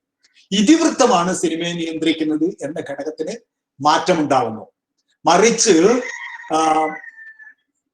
അതിന് ഇതിവൃത്തമാണ് സിനിമയുടെ പിന്നെ എല്ലാം എന്ന കാഴ്ചപ്പാടിനെ ഗൊദാർദ് വിശേഷിപ്പിച്ചത് oppressive and deterministic aesthetic of plot എന്നാണ്. പ്ലോട്ട് മറ്റെന്തിനേയും അപ്രസക്തമാകുന്ന രീതിയിൽ മേധാവിത്വം സ്ഥാപിക്കുന്ന ഒരു രീതി എന്നാണ് ഗൊദാർദ് അതിനെ വിളിച്ചത്. അപ്പൊ പ്ലോട്ടിൽ നിന്ന് മാറിയിട്ട് കഥാപാത്രങ്ങളുടെ മനോവ്യാപാരങ്ങളിലേക്കും മറ്റ് യാഥാർത്ഥ്യങ്ങളുടെ ചിത്രീകരണത്തിലേക്കും ഒക്കെ പോകുന്ന ഒരു രീതി. ഡയലോഗ്സ് പലപ്പോഴും സ്പോട്ട് ഇംപ്രോവൈസ്ഡ് ആയിട്ടുള്ള ഒരു രീതിയിലേക്കൊക്കെ തന്നെ ഇതിനകത്ത് വന്നു. അതൊരു ഫ്രഷ്നെസ് ആയിട്ട് പിന്നെ ഓഡിയൻസിന് ഫീൽ ചെയ്യാനും തുടങ്ങി. അതുപോലെ ജം കട്ട്സ് എന്ന് പറയുന്ന മെത്തേഡ്, ഷോർട്സിന് ലോങ് ഷോർട്സ് ഉണ്ടാവും. ലോങ് ഷോർട്സ് ചില പ്രത്യേക സാഹചര്യങ്ങളിൽ ലോങ് ഷോർട്സ് ഉണ്ടാവും. ഉദാഹരണത്തിന് പിന്നെ വീക്ക് എൻഡ് എന്ന് പറയുന്ന സിനിമയിൽ 1967 ഇറങ്ങിയ ഗൊദാർദിന്റെ വീക്ക് എൻഡ് എന്ന് പറയുന്ന സിനിമയിൽ ഒരു ട്രാഫിക് ജാം സീക്വൻസ് ചിത്രീകരിക്കുന്നുണ്ട്. അപ്പൊ ട്രാഫിക് ജാമിൽ പെട്ടുപോകുന്ന മനുഷ്യന്റെ പിന്നെ അവസ്ഥ ചിത്രീകരിക്കുന്നതിന് വേണ്ടി വളരെ ലോങ് ആയ ഒരു ഷോട്ട് ഗൊദാർദ് ഉപയോഗിക്കുന്നുണ്ട്. അതേസമയം ചില ഘട്ടങ്ങളിൽ ജം കട്ട്സ്, ഒരു ഷോട്ടിൽ നിന്ന് മറ്റൊന്നിലേക്ക് പെട്ടെന്ന് മൂവ് ചെയ്യുന്ന തരത്തിലുള്ള കട്ടുകൾ, അത് സന്ദർഭത്തിന്റെ ആവശ്യത്തിനനുസരിച്ച് ഉപയോഗിക്കുന്ന രീതി. അതുപോലെ ഹാൻഡ് ഹെൽഡ് ക്യാമറകൾ ഉപയോഗിക്കുന്ന രീതി. അതുപോലെ ഡയറക്റ്റ് സൗണ്ട്, പശ്ചാത്തലത്തിന്റെ ഫീല് നമുക്ക് ശരിക്കും കിട്ടുന്ന, അടഞ്ഞ മുറിയിലെ ശബ്ദത്തിന് പകരം പശ്ചാത്തലത്തിന്റെ സൗണ്ട്, ലൈവായിട്ടുള്ള ഫീൽ നമുക്ക് കിട്ടുന്ന തരത്തിലുള്ള ശബ്ദം. അതുപോലെ തന്നെ നാച്ചുറൽ ലൈറ്റിംഗ് പാറ്റേൺ, ഇതൊക്കെ തന്നെ ഫ്രഞ്ച് നവസിനിമ കൊണ്ടുവന്ന മാറ്റങ്ങളാണ്. ഇന്നും ചലച്ചിത്രകാരന്മാർ ഉപയോഗിച്ചുകൊണ്ടിരിക്കുന്ന മാറ്റങ്ങളാണ്. അതുപോലെ വിഷയങ്ങൾ സ്വീകരിക്കുന്നതിലും ഫ്രഞ്ച് നവസിനിമ വലിയൊരു മുന്നോട്ട് കുതിപ്പ് ഉണ്ടാക്കുകയുണ്ടായി. വളരെ ശക്തമായിട്ടുള്ള എക്സിസ്റ്റൻഷ്യൽ തീംസ് അവതരിപ്പിക്കുന്ന, മനുഷ്യന്റെ ഒറ്റപ്പെടലും മനുഷ്യന്റെ അസ്തിത്വ പ്രശ്നങ്ങളും നിലനിൽപ്പിന്റെ അസംബന്ധവും ഒക്കെ തന്നെ ചിത്രീകരിക്കുന്ന സിനിമകൾ ഈ കാലഘട്ടത്തിൻ്റെതായിട്ട് വന്നു. ഏറ്റവും നല്ലൊരു ഉദാഹരണമായിട്ട് നമുക്ക് പറയാവുന്നത് ബ്രെത്ത്ലെസ് എന്ന സിനിമയാണ്. ഗൊദാർദിന്റെ ബ്രെത്ത്ലെസ് നമുക്കറിയാം. പിന്നെ ഒരു ഡ്രിഫ്റ്റർ ക്യാരക്ടറിനെ പിന്തുടരുന്ന, അയാളുടെ പ്രണയവും നൈരാശ്യവും ദുരന്തവും ഒക്കെ തന്നെ ചിത്രീകരിക്കുന്ന ബ്രെത്ത്ലെസ് എന്ന സിനിമ. അതാണ് നമ്മുടെ മലയാള സിനിമയിലെ മായാനദി എന്ന് പറയുന്ന നല്ല സിനിമക്ക് പിന്നെ പ്രചോദനമായി തീർന്നതെന്ന് നിങ്ങൾക്കറിയാം. അതുപോലെ തന്നെ വളരെ സർക്കാസ്റ്റിക് ആയിട്ടുള്ള രീതിയിലൊക്കെ തന്നെ ജീവിതത്തെ നോക്കിക്കാണുന്ന രീതി, അതുപോലെ മറ്റ് സിനിമകളിലേക്ക് റെഫർ ചെയ്യുന്ന what can be called intertextual references, ഇതൊക്കെ തന്നെ പിന്നെ ഫ്രഞ്ച് നവസിനിമയുടെ കോൺട്രിബ്യൂഷൻസ് ആണ്. പിന്നെ ഫ്രഞ്ച് നവസിനിമയെ കുറിച്ച് പറയുമ്പോൾ ഏറ്റവും പ്രധാനമായിട്ട് നമ്മൾ ഓർക്കേണ്ടത് ഒരു പ്രത്യേക സാമൂഹിക രാഷ്ട്രീയ അന്തരീക്ഷത്തിന്റെ സൃഷ്ടി തന്നെയാണത്. എന്ന് പറഞ്ഞാൽ അവരുടെ കയ്യിൽ ബഡ്ജറ്റ് വളരെ കുറവായിരുന്നു. അതാണ് അവസാനം എല്ലാത്തിന്റെയും വലിയ സ്വപ്നങ്ങളൊക്കെ കാണാം, പക്ഷെ സിനിമയിലേക്ക് കൊണ്ടുവരണമെങ്കിൽ പണം വേണം. അതുകൊണ്ട് issue of money and production value ഇത് വളരെ പ്രധാനമായിരുന്നു. ഇറ്റാലിയൻ നിയോ റിയലിസ്റ്റുകൾ അവർക്ക് അതിന് വേണ്ട നല്ല അത്തരം ഘട്ടത്തിന് എങ്ങനെ മറികടക്കാം എന്നത് ഇറ്റാലിയൻ നിയോ റിയലിസ്റ്റുകൾ കാണിച്ചു കൊടുത്തിട്ടുണ്ടായിരുന്നു. അതുകൊണ്ട് ഫ്രഞ്ച് നവസിനിമ പാതി കലയുടെയും പാതി ആവശ്യകതയുടെയും സൃഷ്ടിയായിരുന്നു എന്ന് നമുക്ക് പറയാം. നവസിനിമയെ കുറിച്ച് എല്ലാരെ കുറിച്ചും നമുക്ക് പറയാവുന്നതാണ്. Half A product of necessity and half A product of vision എന്ന് പറയാം. ഏത് നവസിനിമാ പ്രസ്ഥാനത്തെ കുറിച്ചും പറയാവുന്ന കാര്യമാണത്. പിന്നെ ക്യാരക്ടേഴ്സ് ചിലപ്പോഴൊക്കെ ഓഡിയൻസിനോട് നേരിട്ട് കമ്മ്യൂണിക്കേറ്റ് ചെയ്യുന്ന തരത്തിലുള്ള വിഷ്വൽസ്, അതായത് സിനിമാറ്റിക് ഇല്യൂഷന് ബ്രേക്ക് ചെയ്യുന്ന തരത്തിലുള്ള യാഥാർത്ഥ്യ ബോധം ഓഡിയൻസിന് നൽകുന്ന തരത്തിലുള്ള പ്രസന്റേഷൻസ് പിന്നെ ഫ്രഞ്ച് നവസിനിമയുടെ ഭാഗമായിരുന്നു. ഇന്നൊരു പക്ഷെ അത് ക്ലീശയായിട്ട് തോന്നാം. ഓഡിയൻസിലേക്ക് നേരിട്ട് കഥാപാത്രങ്ങൾ സംസാരിക്കുന്നതൊക്കെ ചിലപ്പോൾ വളരെ ഹാവ് എ ടീ ബ്രേക്ക് എന്നൊക്കെ പറഞ്ഞ് പിന്നെ നായകൻ നമ്മളോട് ചായ കുടിച്ചോളാൻ പറയുന്നതൊക്കെ ഇപ്പൊ ഒരു പക്ഷെ അസംബന്ധമായി തോന്നാമെങ്കിൽ പോലും അന്ന് it was A fresh thing. കാരണം പ്ലോട്ടാണ് എല്ലാത്തിനെയും നിർണയിച്ചിരുന്നത്. നമ്മൾ സിനിമാറ്റിക് ഇല്യൂഷനിൽ മുഴുകിയിരുന്ന കാലമായിരുന്നു. അപ്പൊ ഇത്തരം കോൺട്രിബ്യൂഷൻസ്, ഫ്രഞ്ച് നവസിനിമ നൽകിയ കോൺട്രിബ്യൂഷൻസ് എല്ലാ കാലത്തെ സിനിമക്കും വളരെ പ്രധാനമാണ്. ലോകത്തെമ്പാടും ഉണ്ടായിട്ടുള്ള നവസിനിമാ പ്രസ്ഥാനങ്ങൾക്ക് ഇത് വളരെ വലിയ ഒരു പ്രചോദനം ആയിട്ടുണ്ട്. ഇതേ കാലഘട്ടത്തിൽ വളർന്നു വന്ന നവസിനിമാ പ്രസ്ഥാനങ്ങളെയൊക്കെ തന്നെ നമുക്ക് ഈ ഒരു വെളിച്ചത്തിൽ ചിലപ്പോൾ സമീപിക്കാൻ പറ്റും. ഇറാനിലായാലും ഇന്ത്യയിലെ നവസിനിമയായാലും പിന്നെ ആഫ്രിക്കൻ സിനിമയായാലും ഒക്കെ തന്നെ ഇത്തരം ഘടകങ്ങൾ ആഫ്രിക്കൻ സിനിമയിലൊക്കെ ധാരാളമായിട്ട് കാണാൻ പറ്റും. ഹാൻഡ് ഹെൽഡ് ക്യാമറയുമായിട്ട് വളരെ പരമദരിദ്രമായ ചുറ്റുപാടുകളുടെ മുഹമ്മദ് സാലെഹ് ഹാർവിന്റെ ഒക്കെ തന്നെ സിനിമ കാണുമ്പോൾ നമുക്ക് കാണാൻ പറ്റും. ഇതിലൊക്കെ തന്നെ ഏറ്റവും പ്രധാനപ്പെട്ട പ്രചോദനങ്ങളായി തീർന്നത് ഇറ്റാലിയൻ നവസിനിമയും ഫ്രഞ്ച് നവസിനിമയും ആണ്. അതുപോലെ പിന്നെ മനുഷ്യന്റെ പിന്നെ സൈക്കിക് ടെൻഷൻസിന്, വെറീസിന് ഒരുപക്ഷെ ഏറ്റവും കൂടുതൽ നന്നായിട്ട് ക്യാപ്ചർ ചെയ്യാൻ സാധിച്ച ഒരു മൂവ്മെന്റ് എന്ന് പറയുന്നത് ജർമ്മൻ എക്സ്പ്രഷനിസവും ആണ് എന്ന് നമുക്ക് പറഞ്ഞു വെക്കാം. നമ്മുടെ സമയം ഏറെക്കുറെ തീരാറായി. ഒരൊറ്റ ഘടകത്തെ കുറിച്ച് കൂടെ ഒന്ന് സൂചിപ്പിച്ചുകൊണ്ട് ഞാൻ അവസാനിപ്പിക്കാം. അത് ഇതിന്റെയൊക്കെ തന്നെ എക്സ്റ്റൻഷൻ ആയിട്ടോ ഒരുപക്ഷെ പൂരകമായിട്ടോ നമുക്ക് ഒരിക്കലും ഒഴിവാക്കാൻ പറ്റാത്ത ഒന്നാണ്. പലപ്പോഴും അത് സിലബസിലൊന്നും കാണുന്നില്ല. എനിക്കത് അത്ഭുതം തോന്നുന്നുണ്ട് എന്തുകൊണ്ട് കാണുന്നില്ല എന്നുള്ളത്. ന്യൂ ഹോളിവുഡ് എന്ന് പറയുന്ന പ്രസ്ഥാനം അത് വളരെ പ്രധാനമാണ്. 60കളുടെ ഒടുവിൽ കൗണ്ടർ കൾച്ചർ മൂവ്മെന്റിന്റെ ഒക്കെ ഭാഗമായിട്ട് ഇത്തരത്തിലുള്ള നമ്മൾ ഇപ്പൊ അനലൈസ് ചെയ്ത് ഇത്തരം എല്ലാ വിഷയങ്ങളും കടന്നു വരുന്ന സിനിമകൾ ഒരുപക്ഷെ അതേസമയം അതിന് ഹോളിവുഡിന്റെ പിന്നെ പിൻബലം കൂടെയുള്ള സാമ്പത്തിക തലത്തിലൊക്കെ അതുകൊണ്ട് മേക്കിംഗ് ലെവലിലൊക്കെ വന്നിട്ടുള്ള പെർഫെക്ഷൻ, ഇതൊക്കെ തന്നെ വളരെ ശക്തമായിട്ട് നമുക്ക് കാണാൻ പറ്റുന്ന ഒരു മൂവ്മെന്റ് ആണ് ന്യൂ ഹോളിവുഡ്. പക്ഷെ അതൊരു വളരെ വലിയ ഏരിയ ആണ്. അവസരം കിട്ടുകയാണെങ്കിൽ നമുക്ക് മറ്റൊരു സന്ദർഭത്തിൽ വേണമെങ്കിൽ അതേക്കുറിച്ച് സംസാരിക്കാം. അത് പക്ഷെ വളരെ പ്രധാനമാണ്. ഓട്യൂഴ്സ് എന്ന് നേരത്തെ നമ്മൾ ഓഥേഴ്സ് എന്ന് ഫിലിം ക്രിറ്റിക്സിനെ ഫിലിം സംവിധായകരെ വിളിച്ചു. അങ്ങനെ വിളിക്കാവുന്ന ഒരു പിടി സംവിധായകർ ഒരുമിച്ച് വന്നൊരു കാലഘട്ടം ഹോളിവുഡിലും ഉണ്ടായിട്ടുണ്ട്. മാർട്ടിൻ സ്കോർസെസെ, ഫ്രെഡറിക് ഫോർഡ്, പിന്നെ ഫ്രാൻസിസ് ഫോർഡ് കപ്പോളോ, പിന്നെ അതുപോലെ നേരത്തെ ഞാൻ സൂചിപ്പിച്ച മൈക്കൽ സിമിനോ, ഇങ്ങനെയൊക്കെയുള്ള ഒരുപാട് നല്ല ഡയറക്ടേഴ്സ് പിന്നെ വന്ന ഒരേ കാലഘട്ടത്തിൽ വന്ന കലാമൂല്യം അങ്ങേയറ്റം ഉണ്ടായിരുന്നു എന്ന് പറയാവുന്ന, ജീവിതത്തെ പച്ചയായി ചിത്രീകരിക്കുന്ന, എന്നാൽ അതേസമയം വെസ്റ്റിൻഡിൽ ഇത്തോസിനെ കൊണ്ടുവരികയും ചെയ്യുന്ന എന്താ പറയാ ആന്റി എസ്റ്റാബ്ലിഷ്മെന്റ് എന്ന് കൃത്യമായിട്ട് പറയാവുന്ന പൊളിറ്റിക്കൽ തീംസിന് വളരെ ബോൾഡായിട്ട് കൈകാര്യം ചെയ്ത റോക്ക് മ്യൂസിക്കും സെക്ഷൽ ഫ്രീഡം പോലുള്ള വിഷയങ്ങളും ഒക്കെ തന്നെ കൈകാര്യം ചെയ്ത സിനിമകൾ ന്യൂ ഹോളിവുഡ് എന്ന് പറയുന്ന, പോസ്റ്റ് ക്ലാസിക്കൽ ഹോളിവുഡ് എന്ന് അമേരിക്കൻ ന്യൂ വേവ് എന്നൊക്കെ പറയുന്ന സിനിമാ പ്രസ്ഥാനം 60കൾ തുടങ്ങി ഏകദേശം 85 വരെയൊക്കെ തന്നെ നീണ്ടുന്ന 85-ലെ പിന്നൊടുവിൽ മറ്റേ ബ്ലോക്ക് ബസ്റ്റർ സംസ്കാരം വന്നതോടുകൂടെയാണ് അതില്ലാതായത്. അതുകൂടെ പറയാതെ ഒരിക്കലും ലോക സിനിമയുടെ പുതിയൊരു ഘട്ടത്തിലേക്ക് നമുക്ക് കടക്കാൻ പറ്റില്ല. ലോക സിനിമയുടെ പുതിയ ഘട്ടം എന്ന് നമ്മൾ പറയുമ്പോൾ 90കൾക്ക് ശേഷമുള്ള ഡിജിറ്റൽ എക്സ്പ്ലോഷന്റെ ഘട്ടമാണ്. ഇന്ന് നമ്മൾ എത്തി നിൽക്കുന്ന ഡിജിറ്റൽ എക്സ്പ്ലോഷന്റെ ഘട്ടമാണ്.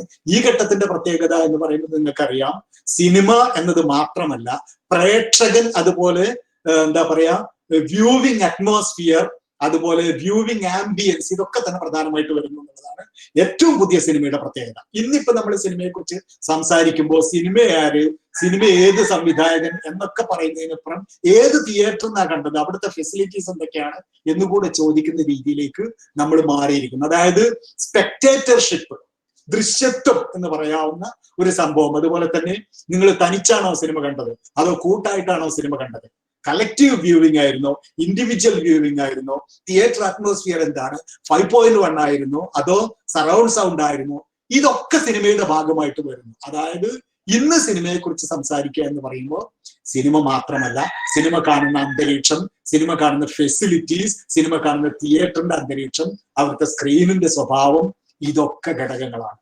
വ്യൂവർഷിപ്പും പിന്നെ അതിന്റെ ഓഡിറ്ററി ഫെസിലിറ്റി ഇതെല്ലാം സിനിമയുടെ തന്നെ, സിനിമാ ചർച്ചയുടെ തന്നെ ഭാഗമായിട്ട് മാറിയിരിക്കുന്നു. ഡിജിറ്റൽ എക്സ്പ്ലോഷന്റെ ഭാഗമായിട്ട് സിനിമകളുടെ പഴയ രീതികളൊക്കെ തന്നെ മാറിയിരിക്കുന്നു. സിനിമ കമ്മ്യൂണിക്കേറ്റ് ചെയ്യപ്പെടുന്ന രീതിയിൽ മാറിയിരിക്കുന്നു. ഇതൊക്കെ തന്നെ പുതിയ സിനിമാ ചർച്ചകളിൽ പ്രധാനമാണ്. അതാണ് കണ്ടംപററി സിനിമയുടെ ഒരു ചിത്രമായിട്ട് നമുക്ക് കിട്ടുക. ഇത്രയൊക്കെയാണ് ബേസിക് ആയിട്ട് ഇത്തരം ഒരു ചർച്ചയിൽ എനിക്ക് നിങ്ങളോട് പറയാനുള്ളത്. കൂടുതൽ പിന്നെ ഇനിയിപ്പം എന്താണ് പറയുക, നമ്മുടെ ഈ അവതരണം കഴിഞ്ഞു. നമുക്കറിയാം വളരെ ദീർഘമായിട്ട് നമുക്ക് കൊണ്ടുപോകേണ്ട ഒരു പിന്നെ വിഷയമാണിത്. പക്ഷെ എത്ര ചുരുക്കിയാണ് അദ്ദേഹം വളരെ ലളിതമായിട്ട് കാര്യമാത്ര പ്രസക്തമായ, വളരെ സൂക്ഷ്മത പുലർത്തേണ്ട കാര്യങ്ങളിലെല്ലാം ഇടപെട്ടുകൊണ്ട് നല്ല രീതിയിലുള്ള ഒരു അവതരണം കഴിഞ്ഞു. ഇത് നമ്മുടെ പ്രധാനപ്പെട്ട മോഡ്യൂളാണ്. ആദ്യത്തെ മോഡ്യൂളാണ് ലോക സിനിമയുടെ വികാസവും അതിന്റെ പ്രവണതകളെ കുറിച്ചുമുള്ള ആ ഭാഗം.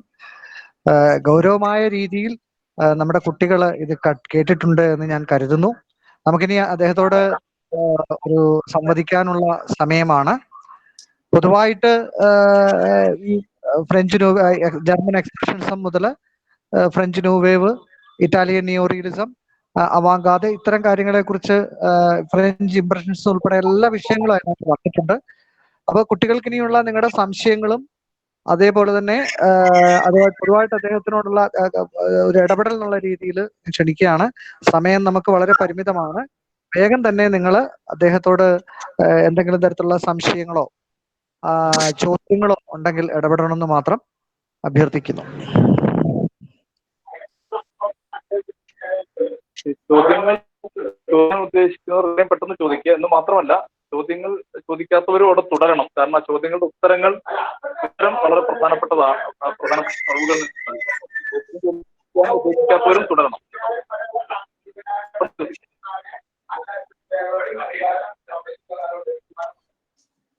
എനിക്ക് നമ്മൾ പറഞ്ഞത് ഫോളോ ചെയ്യാൻ പറ്റിയിട്ടുണ്ടോ കൃത്യമായിട്ട് എന്നൊന്ന് അറിയാനൊരു ആഗ്രഹമുണ്ട്.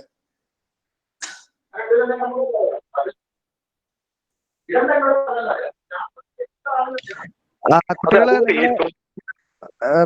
ഇടപെടുക. അദ്ദേഹം പറഞ്ഞ നിങ്ങൾക്ക് മനസ്സിലായിട്ടുണ്ടോ ഈ പ്രധാനപ്പെട്ട പ്രസ്ഥാനങ്ങളെ കുറിച്ച്, പ്രവണതകളെ കുറിച്ചൊക്കെ പറഞ്ഞതിൽ എന്തെങ്കിലും